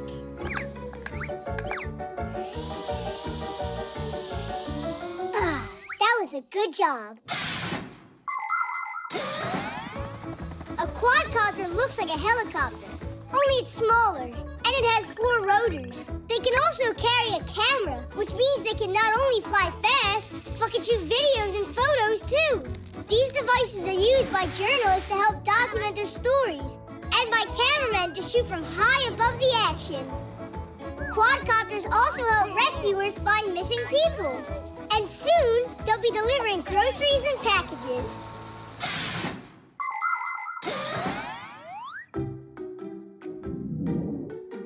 She's taping a note on it.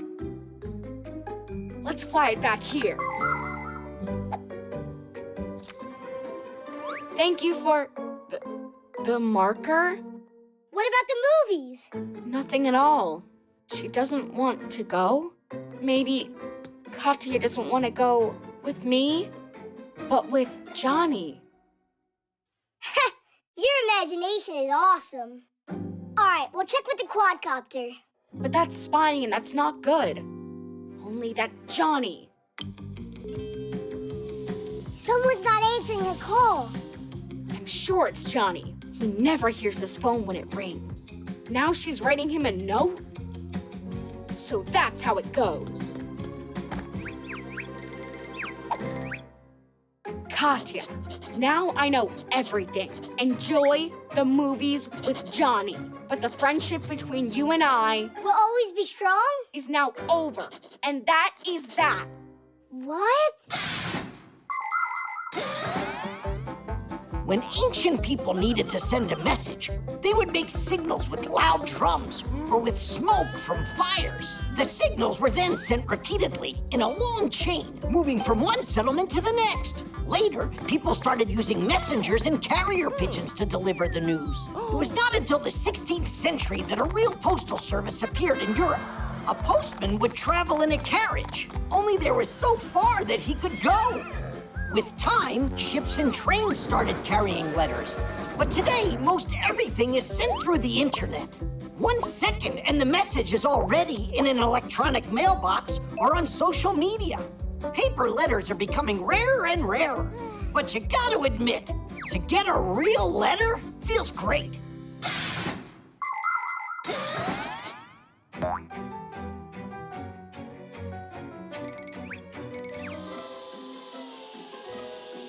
You sure you want to send that back to her? No, I want to hand it to her. But then she'll find out that we were spying. Katya?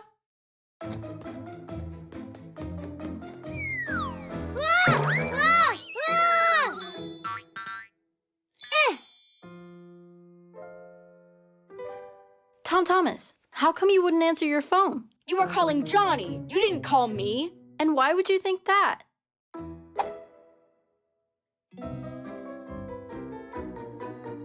7 missed calls? That means... I was thinking that you and I, could just open this. But you were writing this note to Johnny. Hey, were you spying on me? No, Katya, it's all my fault. Please forgive me. Tom Thomas wanted to send you a letter. But it never got to you. It fell off the quadcopter.